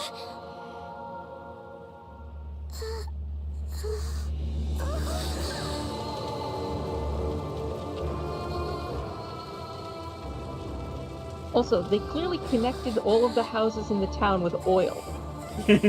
Yeah. God, can you imagine how horrible a death that would be? Knocked unconscious and then barbecued alive? I mean, actually, it's probably one of the less bad ways to go. With the whole unconscious thing.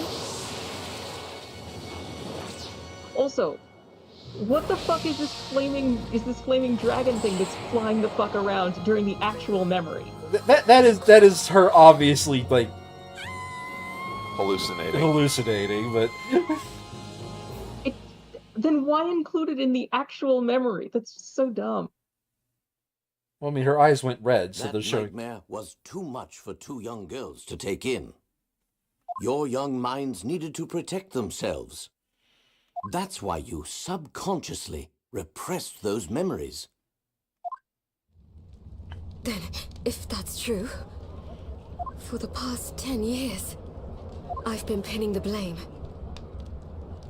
for what I've done on Espella.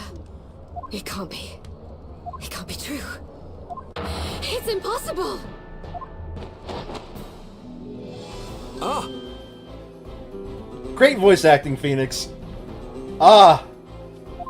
Darkloss just disappeared. She's donned the invisibility This robe. wouldn't be out of place in the Satanic Panic. Hi, Inquisitor Darkloss! She's run away! But did you hear that? It was her that once destroyed this town! Life's already been messed up so much. We don't need this now. That's a great voice. Use that one for a character or two. Seriously. If I can reliably do it, I'll try. She's got to pay for what she did! Capture her! Burn her! Burn her! We just point out that they're getting really upset about the destruction of a town that has nothing to do with them. Yeah, well, mob violence. No, she's on the roof. Why? Why? Why? What the fuck is this game? This case is so unbelievably stupid. Holy fuck. The writers were on some Don't blame Eve. It really doesn't matter anymore who rang the accursed bell. This town was all created for me. It's my fault you've all been used and suffered so much. But they haven't suffered. What are you saying? Please, come down right now. You haven't done anything wrong. It was all my fault.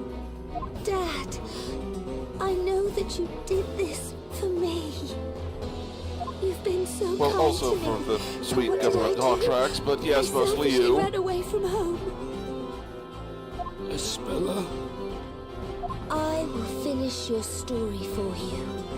The evil witch will be gone forever, and everyone will live happily ever after. Dad, thank you for everything you've done for me. Completely, like, lost in her own delusions.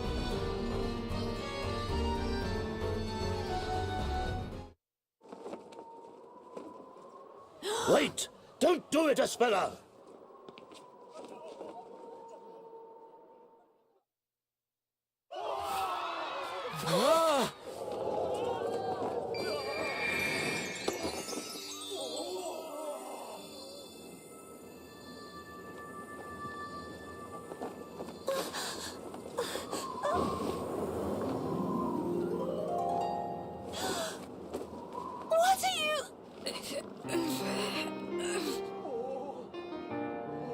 Isn't that Darklaw? Also, Luke's here? Why, Eve? Why would you? I finally remembered everything I've done. You're not the only one who remembered. You still have the pendant. Yes, of course. That's because somehow I always knew it was important to me. Bella. You kept your pendant as well, didn't you, Eve? History will remember For them as some roommates? reason, I just couldn't let it go. Espella! Miss Darklaw! Quick! They'll fall if we don't do something! Let's go. We have to save them. No, you won't make it there in time. Why? The wooden handrail Eve's holding onto is rotted through. We need some sort of magic to save them. No way! Magic, you say? Got an idea, Professor? If a bit of magic is all that's needed to save these two young ladies, then perhaps that is something I can arrange. What? You can? Y'all are having a really long chat. Run up the fucking stairs already. You see, I am in fact a wizard. Oh.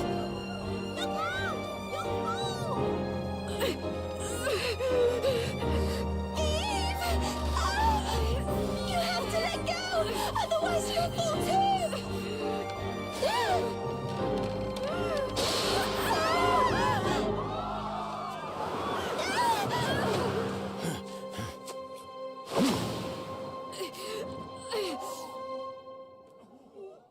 Thank you, Shades. Professor? I didn't even need to use Atelier Magica, motherfucker.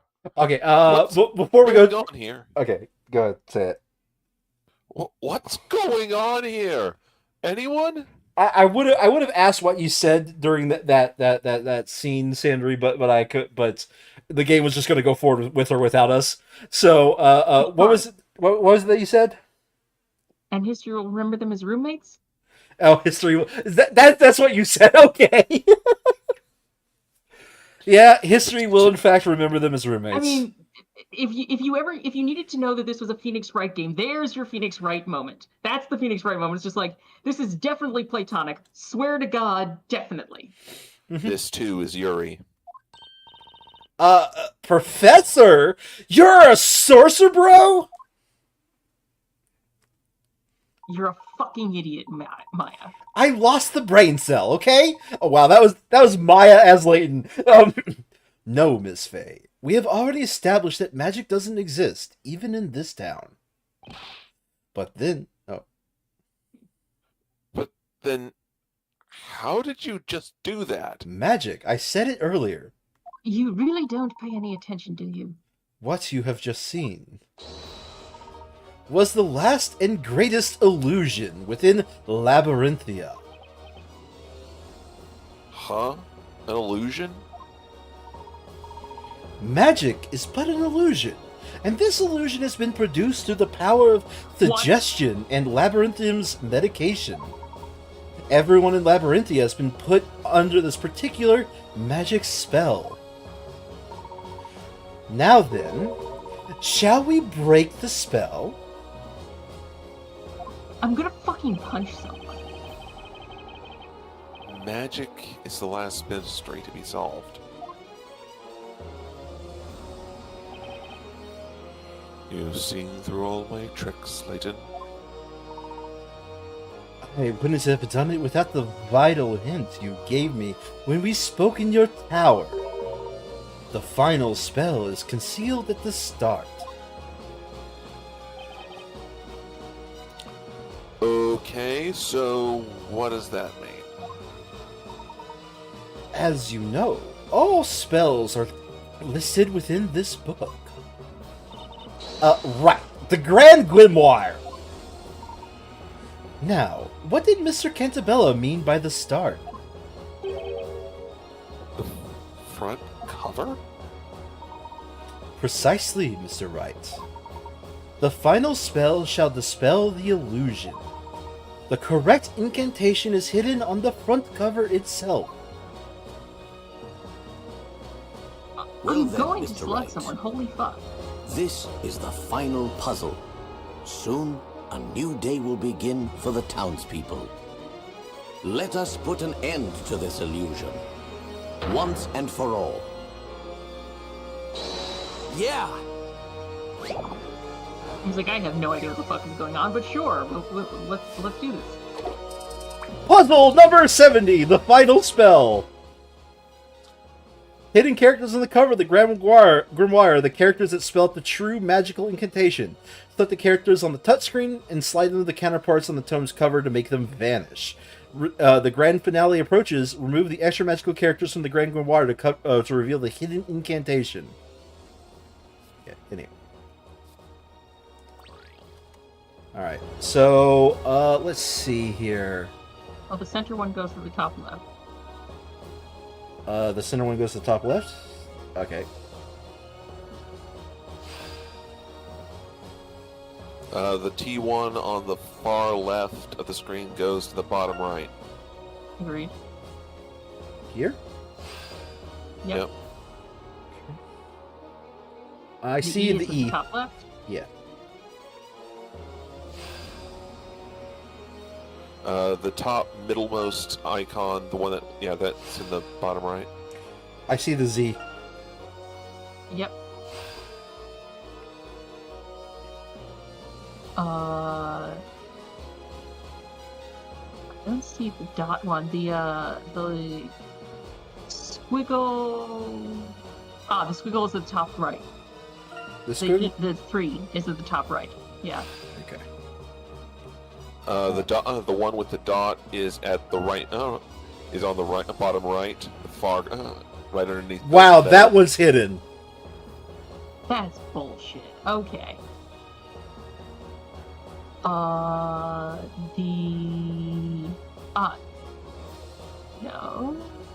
That middle right one, I think, is... This at one. the bottom left, right there. And that was right there also, yeah. Yeah, once that one's clear, I immediately saw that one. Oh, and so is the one on the left. It's also there. The other left. The other left. No. The other left symbol. The other left symbol, not the Right, other but I left. can't unselect the symbol, so just give me a second here. No, top right. Nope, further up. That one. Yeah, okay.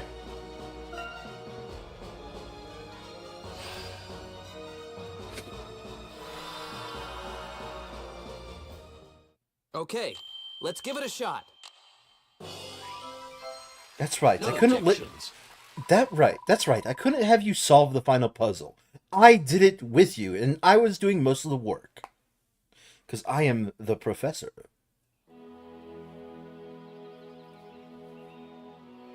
The sun is rising, and when it does, its light will reveal the truth behind Labyrinthia's mysteries.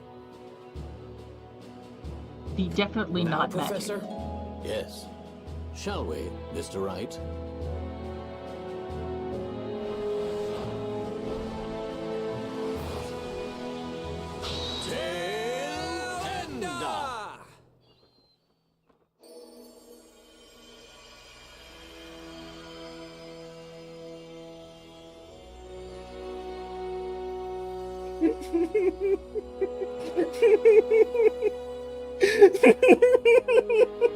I can feel the rage. So It's not even rage. It's really not. It's not even rage. I am Excellent beyond work, into my the boy. placid pools beyond. Hey, it's Luke! Just remember how suddenly Luke was there out of nowhere? And yes, that's right. The end of the story was literally the spell tail end. Tail ender. This is impressive. The just sheer narrative bankruptcy. Hang on a second. The town's full of machinery? No shit. Thank you for stating what we can fucking see. Yeah, remember Kira at one point said, yeah, this town is just a bunch of machines you don't see out there.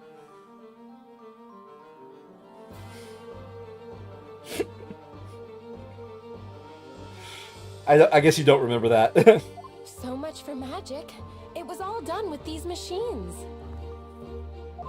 Maya, we'd already established it was all That's right. illusions. With magic, witches can fly, buildings can disappear. Those are no easy feats to stage. To make all those incredible things real, we needed a great deal of machinery. Couldn't he have just, I don't know, made the magic a bit simpler?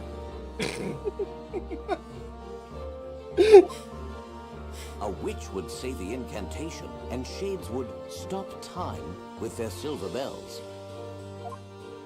And they'd go wild with these machines, making all sorts of crazy stuff happen. That's so cool. I'd love to try it. I took a quick crash course before operating the machines. Not bad, hey? Luke, Yes, I'm gonna Luke. punch you in the nose. What would we do without you? So when's my turn? I want to pick something up off the ground and make it fly through the air. The illusion's been dispelled, Maya. Yeah. I Yeah, wish you'd but- stop looking at me when you say that, Maya. Yeah, but you have to admit the temptation to take control of a giant fuck-off crane and just throw stuff around is appealing. So, by the way, I mean, I'm starting with the writers, yes. I'm probably the only one who thinks this, but those cranes, Final Fantasy VI airship battle. Oh yeah. I mean, I can see where you're going with that, yeah. Well, in any case, They look I like think shit we should cranes head is what it back to is. the courthouse. Right you are, Professor. The judge might have fallen asleep waiting for us. No, that was the alcohol. The sun has risen above Labyrinthia and has shown us our town's true form. Well, I really don't think there's any need for a verdict anymore. The witches on trial weren't witches after all. I am deeply relieved that those I have sentenced are still alive and well. Why are you deeply relieved? You believe they were actual witches killing people. Why are you so chill? But they weren't witches, importantly. I have been awake At for last, 24 I hours can step straight and down I'm from this 70 seat years old. with a clear Leave me the conscience. fuck alone. It's like with a clear conscience. Dude, you thought you were doing something righteous. Why are you worried about your fucking I hate this game so much. And now, the final verdict in the last You just witches' said court one's not session needed. ever to be held. I mean, you've got to have the not guilty flash across the screen, Sandry.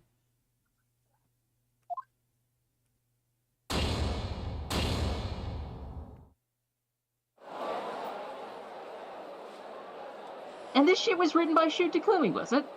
I think so. Fuck. Pina was like, so how many characters do you hate more than Maya? I'm like, I don't actually hate characters more than Maya. Writers, on the other hand. I'm very grateful for all the help, Professor. The feeling is mutual, Mr. Wright. A Now gentleman. get back to your own goddamn.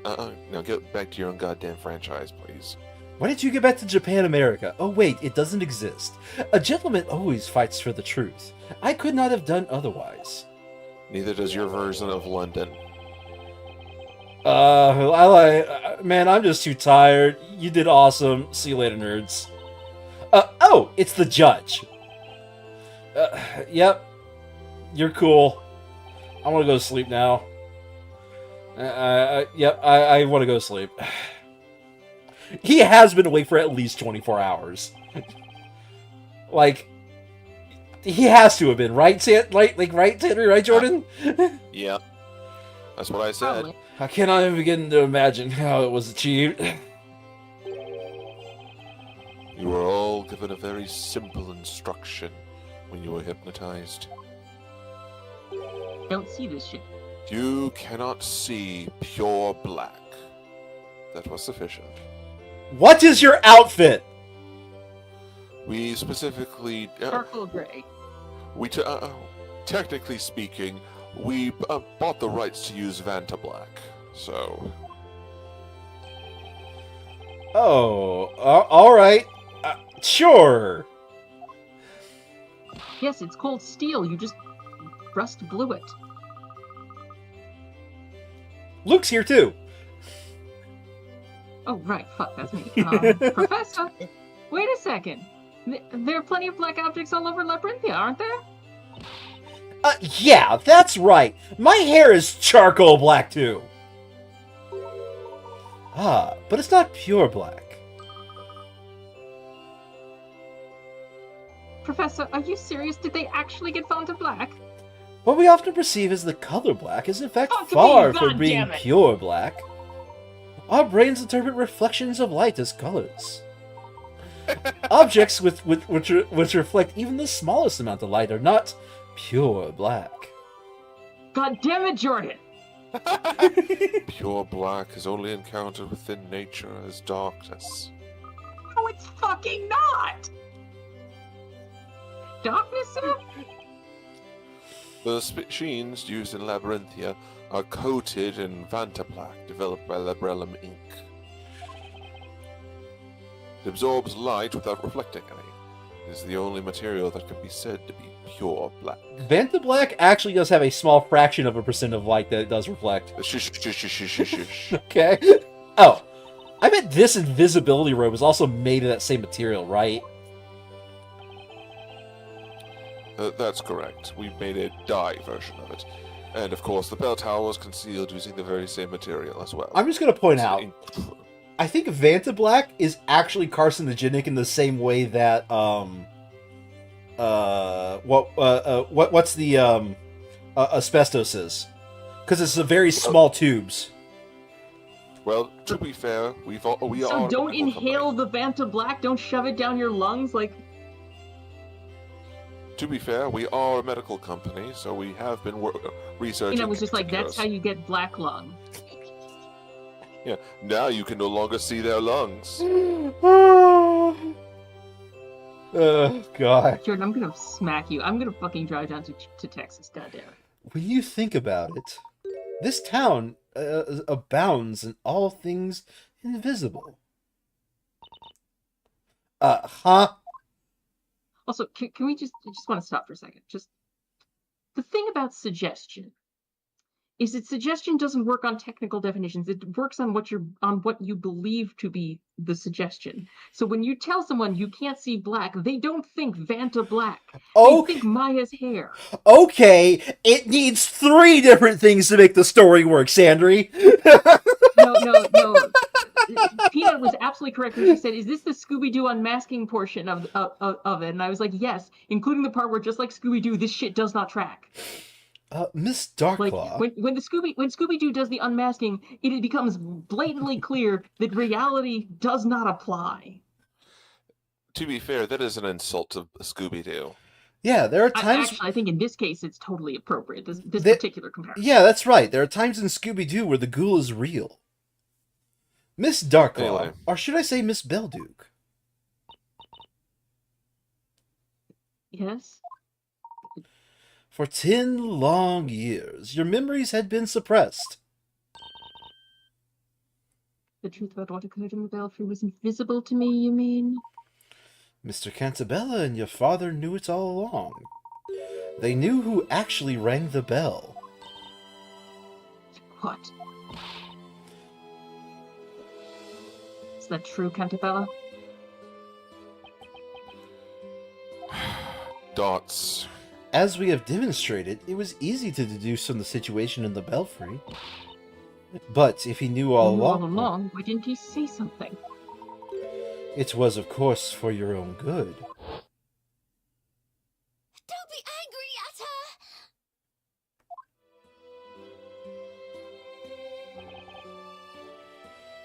You were trying to pin the blame for that disaster on Isabella. But she wasn't. It was just made clear to us that she genuinely didn't know. If you knew that, why did you keep quiet about it? He'd only scolded me back then for lying. Bella wouldn't have suffered so much trauma. Dots. It was your eyes, Eve. Plus, I'm a billionaire. What? Your eyes weren't those of a liar. You believed in what you said. You truly thought it was a speller. What you saw was too much for you to bear. Your mind blocked out the real memory of what happened in order to maintain your own sanity. Yep, and that keeps redoing itself. I don't know why it's doing that. Had I called you a liar back then,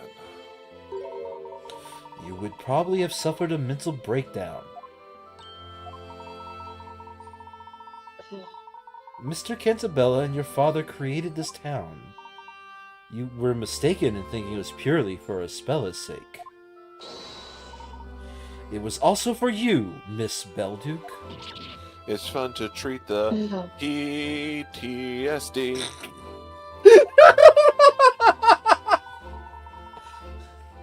Remember what your father wrote in his note.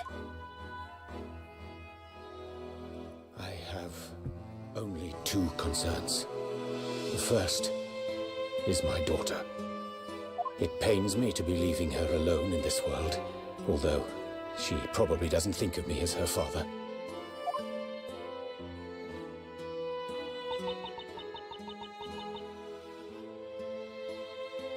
The arrangement with my father once. I was always thinking only for the town and paid no attention to me.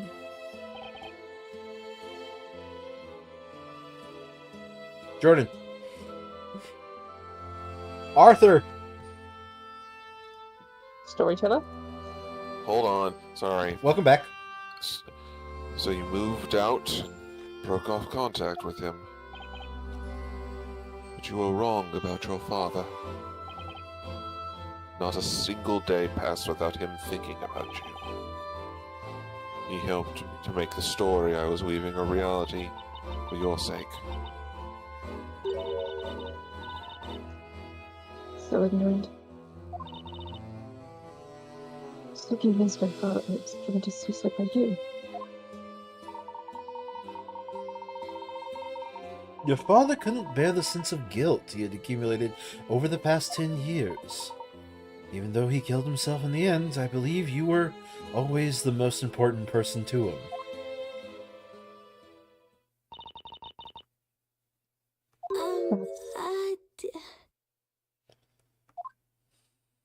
Eve? Espella. Espella, what I did to you is unforgivable. I only just uprooted your entire life, made you believe you were the big bad of all bad, and, decided to traumatize you once more, all so that way I can get some revenge on your father. It's no big deal, right? Right? Because in Japanese anime... We both saw that cutscene, right? In Japanese anime, everything will be fine in the end. Everything's Daijobu. Have you seen Jinro? Putting you through all this. I can't believe I went to such an extreme because of one wrong assumption. No, it's okay, Eve. I wasn't angry. You weren't? You've always been on my side, protecting me. And even today, you saved my life. In fairness, I was kind of lewd.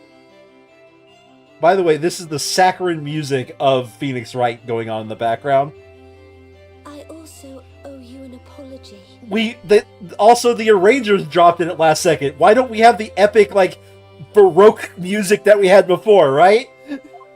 After all, I forgot about my dearest friend. I'm so sorry, Eve. Meow. Ah, there you are, Eve. Where were you? Your cat's Aw, called baby. Eve. You know what I I've just noticed. You two are very much alike. You and Eve the cat. What? It's all in your head. Meow. It looks like Eve has taken a liking to the other Eve. You've got that right, and the similarity is really striking. Now they're all calling her a cat. Meow. Oh dear.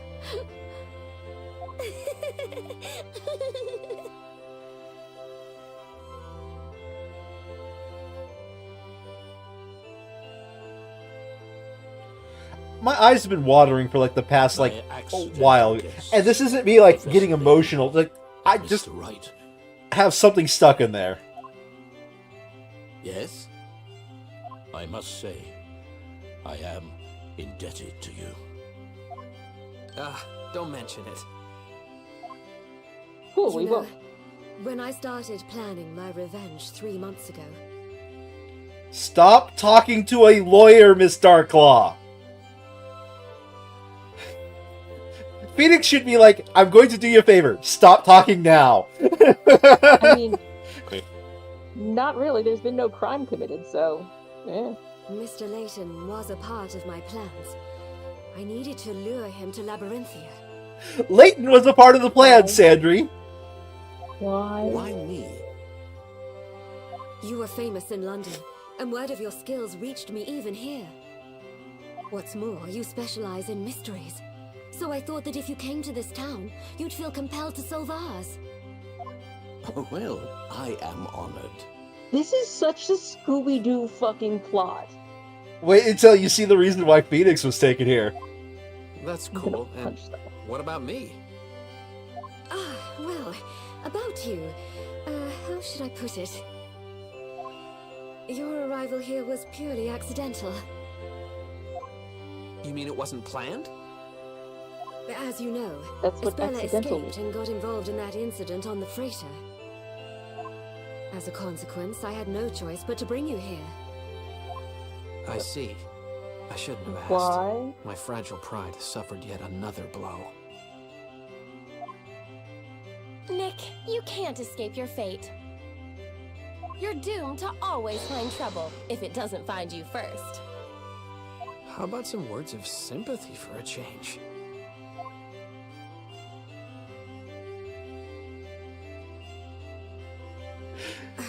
He was there just because they accidentally performed a kidnapping. Terribly sorry. The only thing on my mind the last 3 months was revenge. Whatever your intentions were, the last witch trial has ended in the best possible way for this town. Has it? You were correct in your judgment. You always are. You're too kind to me. I thank you from the bottom of my heart, Eve, for opening my eyes. Sorry to break up this little happy ending, but I've sort of got an important question. Why were you going to end the story? I believe you actually asked this question earlier too, right? Probably. Only Newton knew the real reason. I am suffering from an incurable illness. What? Dad, you're ill. Is it serious? It's It is incurable. a rare disease with no known cure. It's called Why didn't you tell me? mesothelioma. I Had got I it from known- inhaling the Vantablack. I That wanted actually this would to be my secret. I suppose that was a bad decision on my part. Yes, it was. He has nothing but bad decisions. I thought He I'd really finish does. the story before I died and lay the foundations for a new world. Honestly, I was desperate. I didn't much care about Labyrinthia anymore. Dad, why did it have to happen to you? Especially now that we're finally back together. Probably because he's a monster. Cheer up, Espella. How can I? Labrellum's new drug development center contacted me a short while ago. Oh, good grief. They've fucking created a die. new medicine, thanks to Belduke's research. It's a top-secret wonder drug for my illness. But I have an illness. Oh no! Don't worry, I got better. Oh yes! You could let him die. It would have been narratively more appropriate. A wonder drug? Like I said, Newton had been anime where everything turns out just fine. It would seem that the cure was his final gift to me. I'm going to tell you this, by the way. This, like, where everything turns out just fine, is probably more Professor Layton side than it is the Phoenix Wright side. Yep.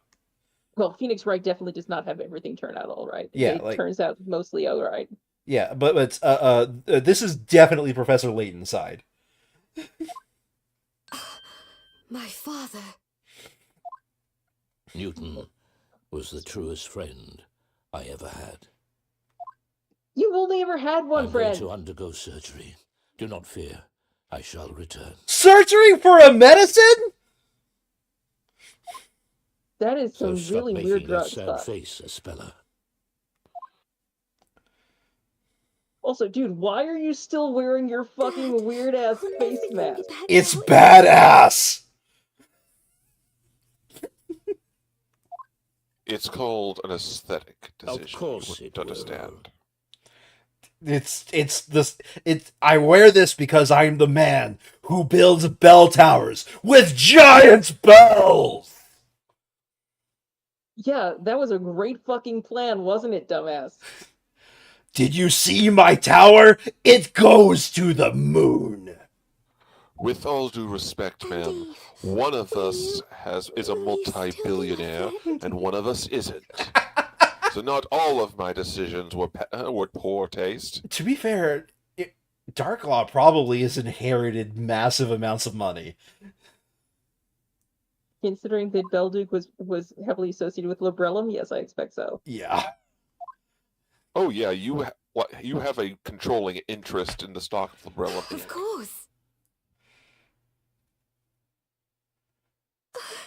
Thank you. I really should not be in this photo. No, you really should, dude. You're kind of cramping our style. I'll just leave you to it. Enjoy. Here's your tutu. By the way, I also wrote in the story that gay marriage is legal in Labyrinthia. So this was okay. Good. I have no idea what you're talking about, Father. Those were dots, so we actually got to read this. Yes, no, I know.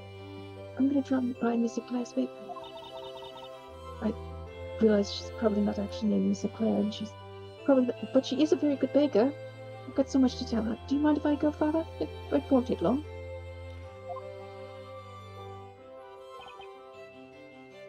of course not. Please do. Looks like Eve wants to come too. Bitch, I can't go anywhere. Let me go. You'll never be free, Cat. Damn it. No, you're coming with me too, Eve. What? You mean the cat? Meow. Spella, mind if we ruin your awakening with your deep childhood friend that people will call you roommates with? Not at all. You're welcome to come. Awesome. Read the room. Wow, I actually said awesome. She said awesome. All right. Maybe we'll get some tasty bread out of this. Oh, I thought we were going there for a different reason. I'll be off then, Professor. She didn't invite you, Luke. If you're gonna crash that date, Maya, I might as well come along and get some pastry. Pass on my regards to Mr. Claire, Luke. Will do, Professor. Hey, Mr. Claire. Did you know that you're probably not actually named Mr. Claire because that's a really stupid name for a baker? So, what's Be much better going to name for patisserie. what's going to happen to the town? I've released everyone from their hypnosis. They will soon recover the memories of their lives before Labyrinthia. As of today, Project Labyrinthia is over. And thanks to the Official Secrets Act, none of this will be made public. Ah, I see. Glances at game cartridge. Shit. They are free to leave if they so wish. Imagine they will make a run for it. This place will turn into uninhabited ruins just like it was 10 years ago. I have some doubts about that. That's the judge. Thank you, Mr. Judd. Your Honor! Now we're going to throw you into the fire. Now another testimony. That this town is an artificial creation of yours. Nonetheless, to us Labyrinthians, the past 10 years were real. Oh my god, they've gone Yet native. tell how this town will change. However, it is possible that some people will want to stay. Who knows? Perhaps you will find yourself creating a new town along with them. A new town, you say? I am no longer the judge, but if possible, God, who is the voice actor of the judge in this game? I would like to remain here. You have my gratitude, Your Honor. You need not address me as Your Honor anymore, Sir Storyteller.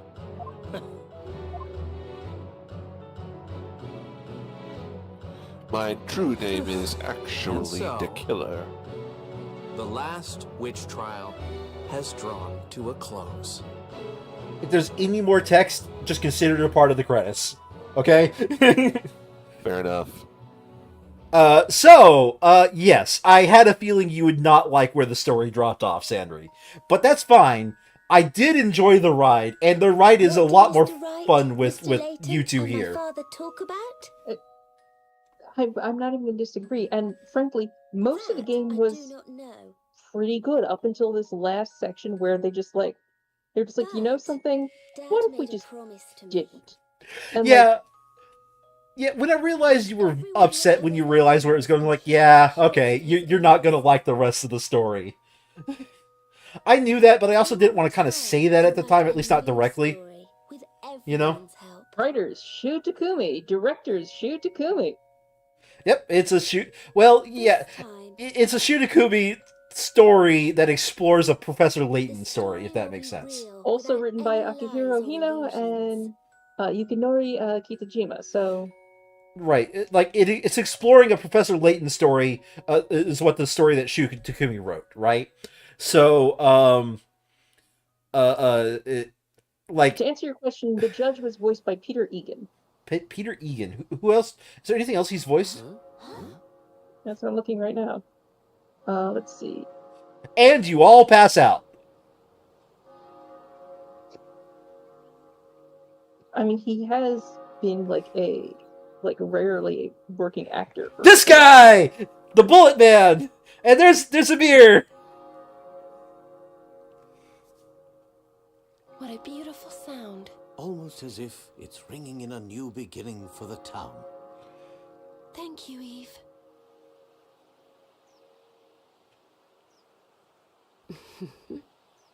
Shit, she's aged like a year. Whenever you're ready, Mr. Barnum. Oh, Barnum's just a cool dude now, by the way. Thank you all so much for everything. Espella, you take care now. You too, Mr. Cantabella. Bye. Be sure to visit us again. Notice they can't show his left eye. I wish all of you the very best.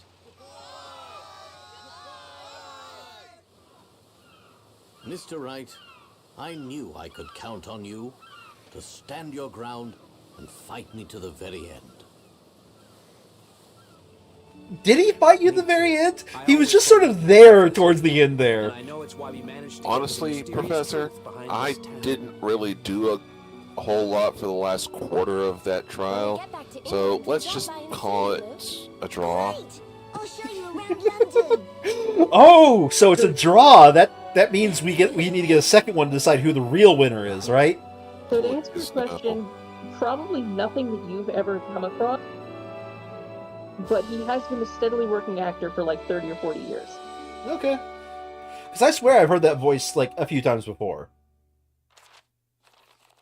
The early his 30 or 40 years. Holy shit! No, his first gig was like a bit part in 1967.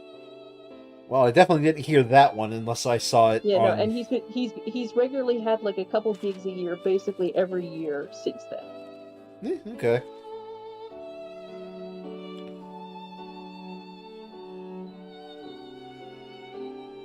I'm just going out on a limb here. Oh, well, no. You might have seen 2001: A Space Odyssey. Oh wait, sorry, that's not a Space Odyssey. That's a Space Travesty. Never mind. I have not seen the Space Travesty. It's Bullet Man! Let's see. The video game Dante's Inferno? No. Forza Motorsport 3?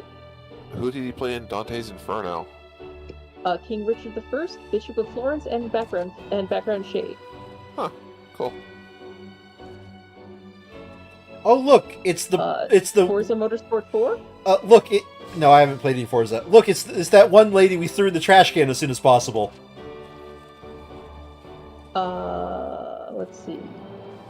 Oh look, it's Robs and Mugs, and they're burning the town. Dragon Age Inquisition? Oh, depending on what character you played. Lord Esmeril Abernac. I wouldn't know it by name. Neither would I. I've never played. It's Foxy! I'm assuming... Step on me, mistress. I'm having such a wonderful time. The judge is also performing. You didn't watch Downton Abbey. No. Doctor Who Dark Eyes? Quite possibly. Doctor Who The Monthly Adventures? Quite possibly. He did do voices of those. Yeah. The Witcher 2 Assassins of Kings? Didn't play that. Let's see. Did you by any chance watch an episode of The Ambassador? Indeed, Sorry, the characters was talking. It certainly was an enthralling adventure. I wonder how Espella and the others back in Labyrinthia are getting on. I'd love to go back and see them. Although, I'd rather not have to be sucked into a book to get there. Perhaps we should ask. You weren't sucked into a book the first time, you little shit. Great! It's a real relief he recovered. Speaking of which, did they ever really explain why there were witches flying around in London? They just did the shit that they were doing in this town. Yeah, no, it's very simple. They just Scooby-Dooed it. Where remember, until Unmasked, Scooby-Doo villains can actually use magic. Yeah. Like, basically the people across the River Thames were like, what are those people doing? They must be filming something, right? But the people on this side of the River Thames are like, magic. It's the damn Doctor Who people again. And that means a brand new set of puzzles to be solved, my boy. There is... Are we allowed to discuss what we think of the plot and everything yet? Yeah, I just want to get to the point where people start talking. Right. Has the cat got your tongue? What the fuck did they do to your face? Or are you still in a holiday kind of mood? Holy Perhaps your mind is as shit. clouded as the Edward, English sky. what the fuck, man? Any hints, Maya? Not really. I've lost my If brain only cell. the professor were here. I think at this point you've got to use that patented spell of yours, Nick. Shut the fuck up. Say objection and hope for the best. Hello, Earth to Nick. Just when we think it's all over, you always use it to turn the tables. Ah, got it. I just have to close my eyes and say the magic word. Luckily, I don't need a witch's scepter for this one. Hold on a second. I hate Save the this chit chat for later, right? show. Holy shit! Look I've at him almost speaking missed without that moving his utterly mouth. annoying spell of yours. Fine, let's hear it then. Just take a deep breath and give it all you've got. That sprite work. Well, God. here goes. Objection! I hate you so much. All right, now I'm going to turn down the volume way down so we can actually talk to each other. All right. Let's see. So, you wanted to talk about the story. You would have encountered like no. There is a book that I have that is about as close as I can get to the sort of nonsense that happened in this game. Okay. It's a book by David Weber called Out of the Dark. And to sum it up real quickly, for like a good 4/5 of the book, it's your bog standard sci-fi story. It's like an alien invasion of Earth and everything.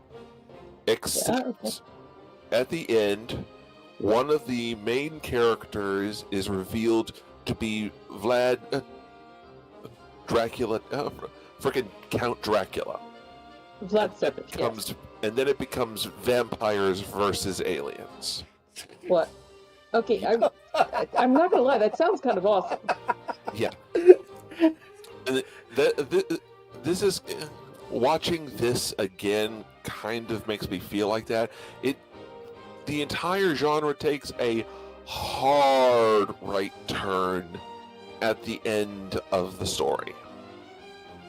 No, not genre so much, but where you think the story's going. Which is a shame, because I would totally read. Okay, depending on whether it was well written, I would totally read a book about vampires versus aliens. Well, it sounds like a wonderfully goofy premise. I don't think you could do it seriously, but it sounds wonderfully goofy. Yeah, no, it's the book is Out of the Dark by David Weber.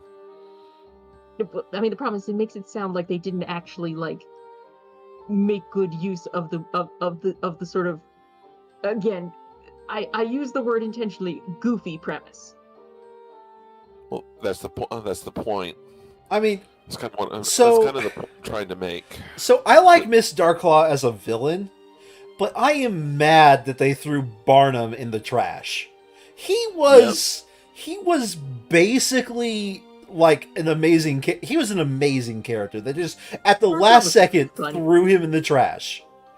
Darkla was fun. I loved her. Yes, she was fun, but I think honestly, I think at some point if I was like the GM of this, if I was the story writer, right, I would have brought back Barnum, because you spent this entire game building your relationship with him. I mean, only for him to just disappear the final trial, right? Mostly because he really didn't have, look, I don't like the final trial. I don't. But he really had no place in that final trial. He had no connection to that plot line. Right. So bringing him back would have been sort of a mistake narratively. A lot of people a lot of people talk about that they actually lament. We're talking about fans of Phoenix Wright, right? They actually lament that Professor Layton was actually basically the final Inquisitor, the final prosecutor, because they justify it as they had to justify the verses in the title somehow.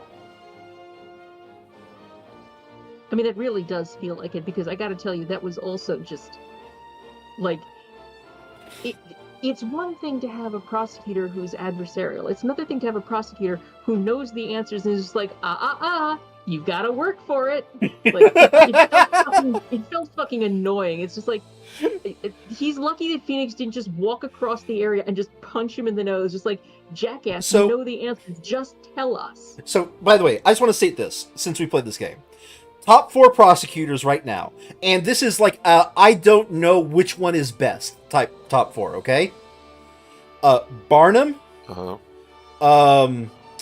Godot. I know, Sandry, you don't like him, but he is in my top 4. All right, this is personal opinion. Van Zeeks, and finally the prosecutor that is definitely in the number 1 slot is the one we've yet to reach. In the second game of the Apollo Justice trilogy. I lament that Darklaw didn't get more time in the sun because she was so much fun. She was so much fun to play. Honestly, she just needed more lines earlier in the game. Like absolutely, like we knew who it was because we have eyeballs and can see character designs, right? We knew who it was, but at the same time, like, she didn't interact with us as Darkclaw. She interacted with us as Bazella. She interacted with us as, you know, the Great Witch. She absolutely, she was, but like she was also, she would have been so much better to be like a prosecutor for more of the game, just because she was an antagonist. You know, like, how do you want to know how I would approach that? Oh, okay. I actually want to state this while I'm thinking about it, because I can't get this out of my head. Who was the final boss of the Van Zeek's duology? It was Cosma? No. The final judge. The guy who turned out to be the final judge. Yeah, him. What about him? He is the exact same twist as Darkclaw, but he works better because you interact with him all the time. Correct. What, Jigoku? No, the English dude. He's in the bell tower. He times all of your conversations. Strongheart. Yeah, there you go. Thank you. He is he also gives off, like, he also, like, even in some ways even more so than Darkblood, just gave off villain vibes, like. But you interact with him a heck of a lot more than you do with Darkclaw. No, you like, it in some ways it feels like they learned some lessons from this game. Yeah, this was basically a prototype for the Great Ace Attorney games.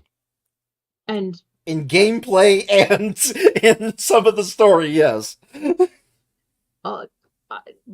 There were many things about Great Ace Attorney Chronicles that made me scream. John was, I mean, I think that, John, you were also playing it for the first time that time, right? Yeah.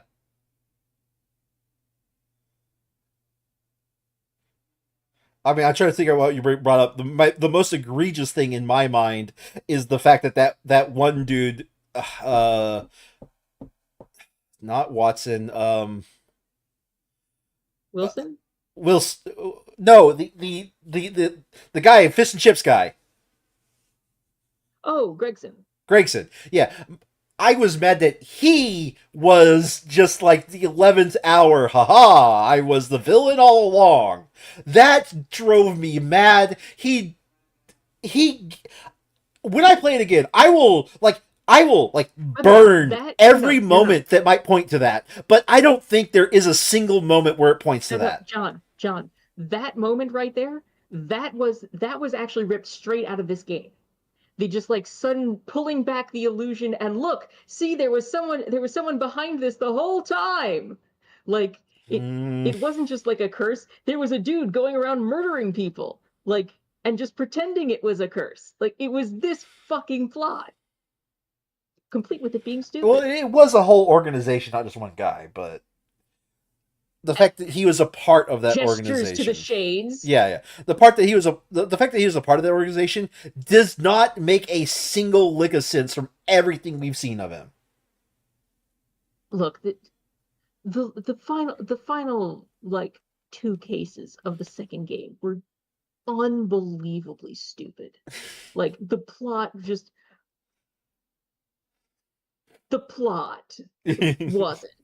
All right, back to this game. I believe Jordan had a point that I spoke over him about.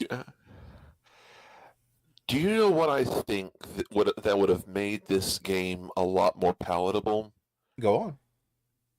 If they had fully leaned into the whole fantasy isekai thing, instead of this 11th hour, everything was an illusion, everything was smoke and mirrors and Vantablack-coated machinery. if there had been like actual magic, an actual witch Bezella, then this I think I would have tolerated a lot more of the nonsense in this game. But I mean, the thing is, the nonsense wouldn't have really been nonsense anymore. That's the thing. I think both could have been a good story, and they went for neither. I don't think that the option that they went with could have been a good story. It really couldn't, because here's the thing about Scooby-Doo. You don't have to spend like 40 hours with Scooby-Doo getting acclimated to the rules of the universe and then being told, by the way, fuck you. Like, also with Scooby-Doo, you go in expecting that it's going to be fake, and it's all and so then when you get to the fucking witches goes, my God, was that a fucking surprise that no, in fact, there actually are warlocks and witches and people who can use magic spells, and no, that wasn't a joke. And like cats and zombies and all the other stuff. I mean, as I said, opinion wise, I think both could have been written better, and I think they just went for neither. They John, I have to hard disagree with you. There's no way for them to do a game anything like what they were trying to do, and end with the story with the reveal that it wasn't real. Like, that was not ever going to go well, because the game's not actually like the sort of super lighthearted, goofy comedy. Like, the story involves people who we believe are being burned alive. There is no way for you to translate that into the goofy plot of like wacky conspiracies and government mind control powers. As dark as government mind control is, it was played goofy. It was not played like the dark dystopian theory that I mean, that is what I'm trying to say. Like, that is what I'm trying to say. Like, it certainly had whispers of goofy, like fucking Emir and the bullet guy, and whatever, right? But they didn't fully go hard on that. But for all that it was goofy within the rules of the setting, instead of this shit. And like, that's the thing, is that there really isn't a way to tell the story they wanted to tell. Yeah, and no, still deal with this ending. They went for the mid route on both of them. They went for the middle. But the thing is that there isn't really a, like, if you don't have the magic, if you don't have the witches, you don't have a story here. Like, the whole story was like, to tell this story at all, you needed magic and witches. You needed that, otherwise there's no plot. I mean, just imagine a different game where Nick literally spent the entire game like trying to prove that magic wasn't real to these people. But the thing is that, like, we have that. It's called called Uminiko no Nako Koroni. That sounds familiar to me. When the seagulls cry, yeah, it's one of the. Is that anything related to Higurashi? Yes, it is. See, because I heard the second half of that and went, I know that. Yeah, that sounds familiar to me. And so I might have run across that at some point. But yeah, no, if he would have tried to spend the entire game trying to prove magic wasn't real, and then it goes to the point where it's like, fucking finally, guys. But like, also, but like, again, in order to do that, like, it wouldn't work though, because it would be a different overall story. Like, I agree. But the thing is that it's hard to tell that story unless people actually start buying into it at the start, because otherwise, like, here's the problem. If the only way to tell that story, the only way to actually tell that story, is to do something Phoenix Wright doesn't do. Go on. Phoenix Wright has one hard and fast rule that, and you can't tell that's the story you're describing if you're following the one rule that Phoenix Wright has. There's one rule. Phoenix Wright doesn't lose. He doesn't ever lose. And, no, he lost and once. If you're going to tell the story that you're describing, Phoenix Wright has to lose. He has to lose these cases as he's trying to prove that magic isn't real, and he's slowly building up a belief. He has to lose cases. People have to get punished, and wrongfully, in order for that story to work. And you can't do that in a Phoenix Wright game. Probably.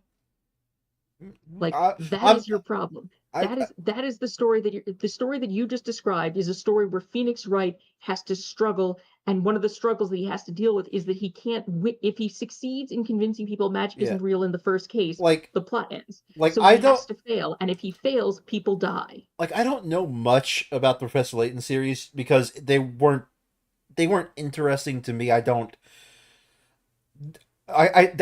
in the past seek puzzle games, right? I I get it.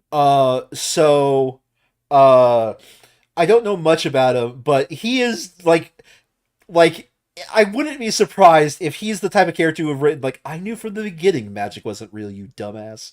But but he just rolls with the punches and does whatever. Like that's the other thing is that in some ways Leighton wasn't actually a useful character here. Like Leighton didn't actually add anything. This was a Phoenix Wright game where they just shoehorned Leighton in. They were exploring a Layton world. But the thing is that they didn't need Leighton. Leighton and Luke was mildly useful. Leighton really wasn't. He wasn't necessary. And the fact, like, yeah, I get it. They went to a puzzle game, and the puzzles were, I mean, to the story, the puzzles were almost, with like maybe 5 exceptions, completely unnecessary to the story. The only puzzle that really made a difference was like the last was the puzzle to get up into the watchtower, and you didn't actually need that fucking to be a puzzle. Like this was a Phoenix Wright game that they tacked Leighton material into. Mm-hmm. And I'm going to tell you this: if you actually interact with people about this game, they actually might see it the opposite way. It is actually very common to for people to think this was a Leighton game and Phoenix just showed up out of nowhere. Which is interesting because the plot doesn't really rely on Leighton. The plot relies on the courtroom drama. Yep. Like that's where the story takes place. Yeah. I don't remember who, but I did watch somebody say a lot of people get it wrong. This is actually a Phoenix Wright game exploring a Leighton world. I don't think it's even really exploring a Leighton world. Not. I'm gonna. I get where you could say that, but it's really not. I'm going to trust that.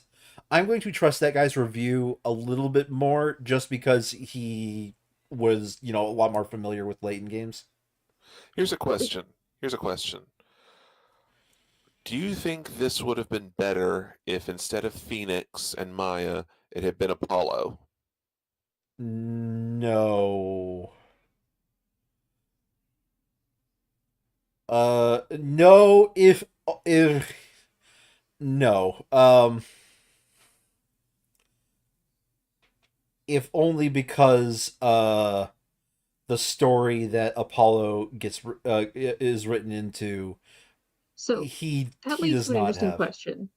What would it have been more interesting? And I genuinely am asking because I'm trying to envision how the story would be different if instead of Barnum it had been a mind controlled Edgeworth and Phoenix is struggling with the fact that that's Edgeworth. Why is he going around calling himself Inquisitor Barnum? Why does he not recognize me? That would actually be a fun story to explore. Yeah. That would actually be a fun one. Lent itself a little bit more readily to there's a fucking mind control thing going on because you're looking at fucking Edgeworth and Phoenix is going what and he's going around calling himself Inquisitor Barnum and acting like Inquisitor Barnum and what the fuck? Yeah, no, that one. Okay. That one does.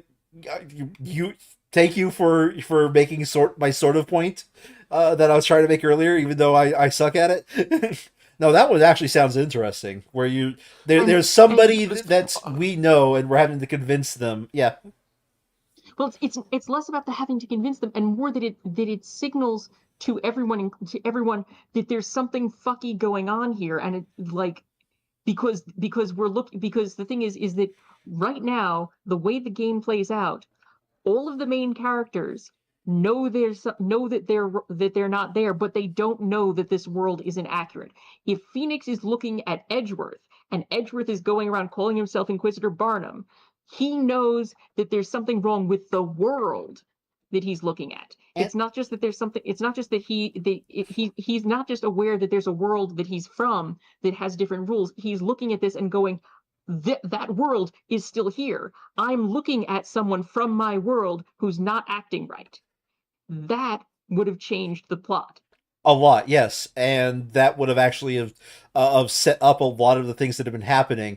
You would probably have like a couple of cases at the beginning where like Phoenix like, fine, I'll play along with this, but as he starts picking at the edges of this world, right? I probably still would have hated it, but I wouldn't have thought it was quite as much of just 11th hour change. Yeah, that's the thing, and again, and I think that would have been more interesting where he's just like, okay, I guess I'm gonna just play into his delusion, because he doesn't seem to he seems fucking convinced, and I look, Phoenix is sitting there going, if I didn't have Maya here with me, confirming that no, that's Edgeworth, I might be questioning it myself, but I've got Maya with me. I have someone with me who's confirming that there's a real world out there that we're from, and that's Edgeworth, and he's not acting right. The worst part about it is, Maya would be the one to call that first, because she had the brain cell in this game. Which something that would have been fine. The thing is that in this game, I didn't hate Maya. I didn't hate her because, unlike most of the games, she didn't feel like she was just creating problems. Okay, well, she normally feels like she's just creating problems. Well, if it's any consolation at this point, we don't have to deal with Maya at all until the final game of the Apollo Justice trilogy. And even then, it's not like she's permanently our assistant. But yeah, that is the thing. I think though that they would have been better off if they'd leaned into Scooby-Doo and the Witch's Ghost and just but again, the problem is that to do that, to really make use of the world they built, they had to basically make this an outtake. They had to basically not have this be canonical, because if it's canonical, they've got a problem if there's just actual magic. Okay. Or alternatively, fully just lean into the isekai angle, make it a proper fantasy setting. Yeah, no, that. Agreed. That also. I mean, they would have had a very difficult time with their final case, because suddenly, she's actually Bezella. But that's a separate. I have an idea of how that could work, and how you could integrate Professor Layton into the story. Phoenix Wright is stuck in the world of Labyrinthia, where magic and stuff is going on all around him. Meanwhile, the professor is still in the real world, and whatever puzzles he solves affects things in Labyrinthia. So he has the book, because he is literally solving the labyrinth in order to help Phoenix Wright. I don't know how you fit cases in that game, though.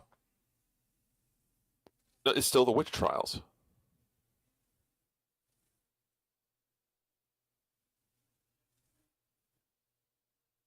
He's still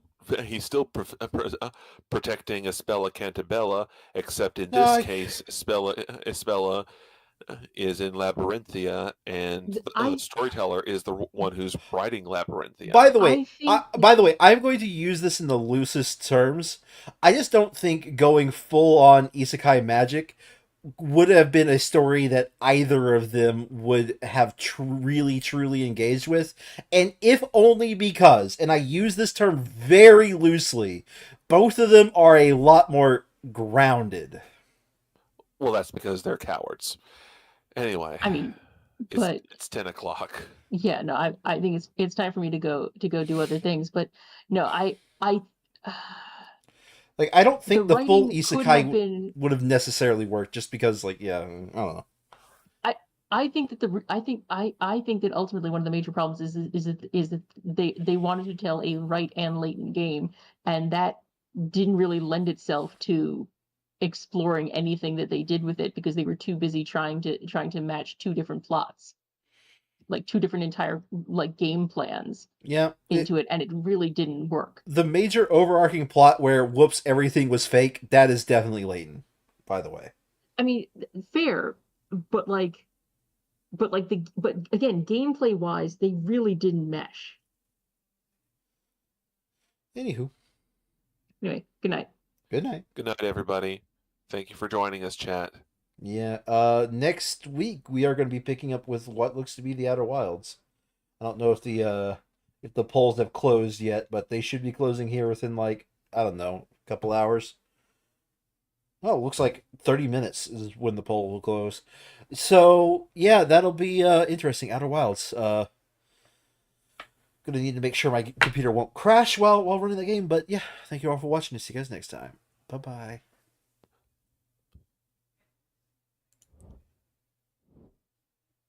And with that, I'm out, John. See See ya.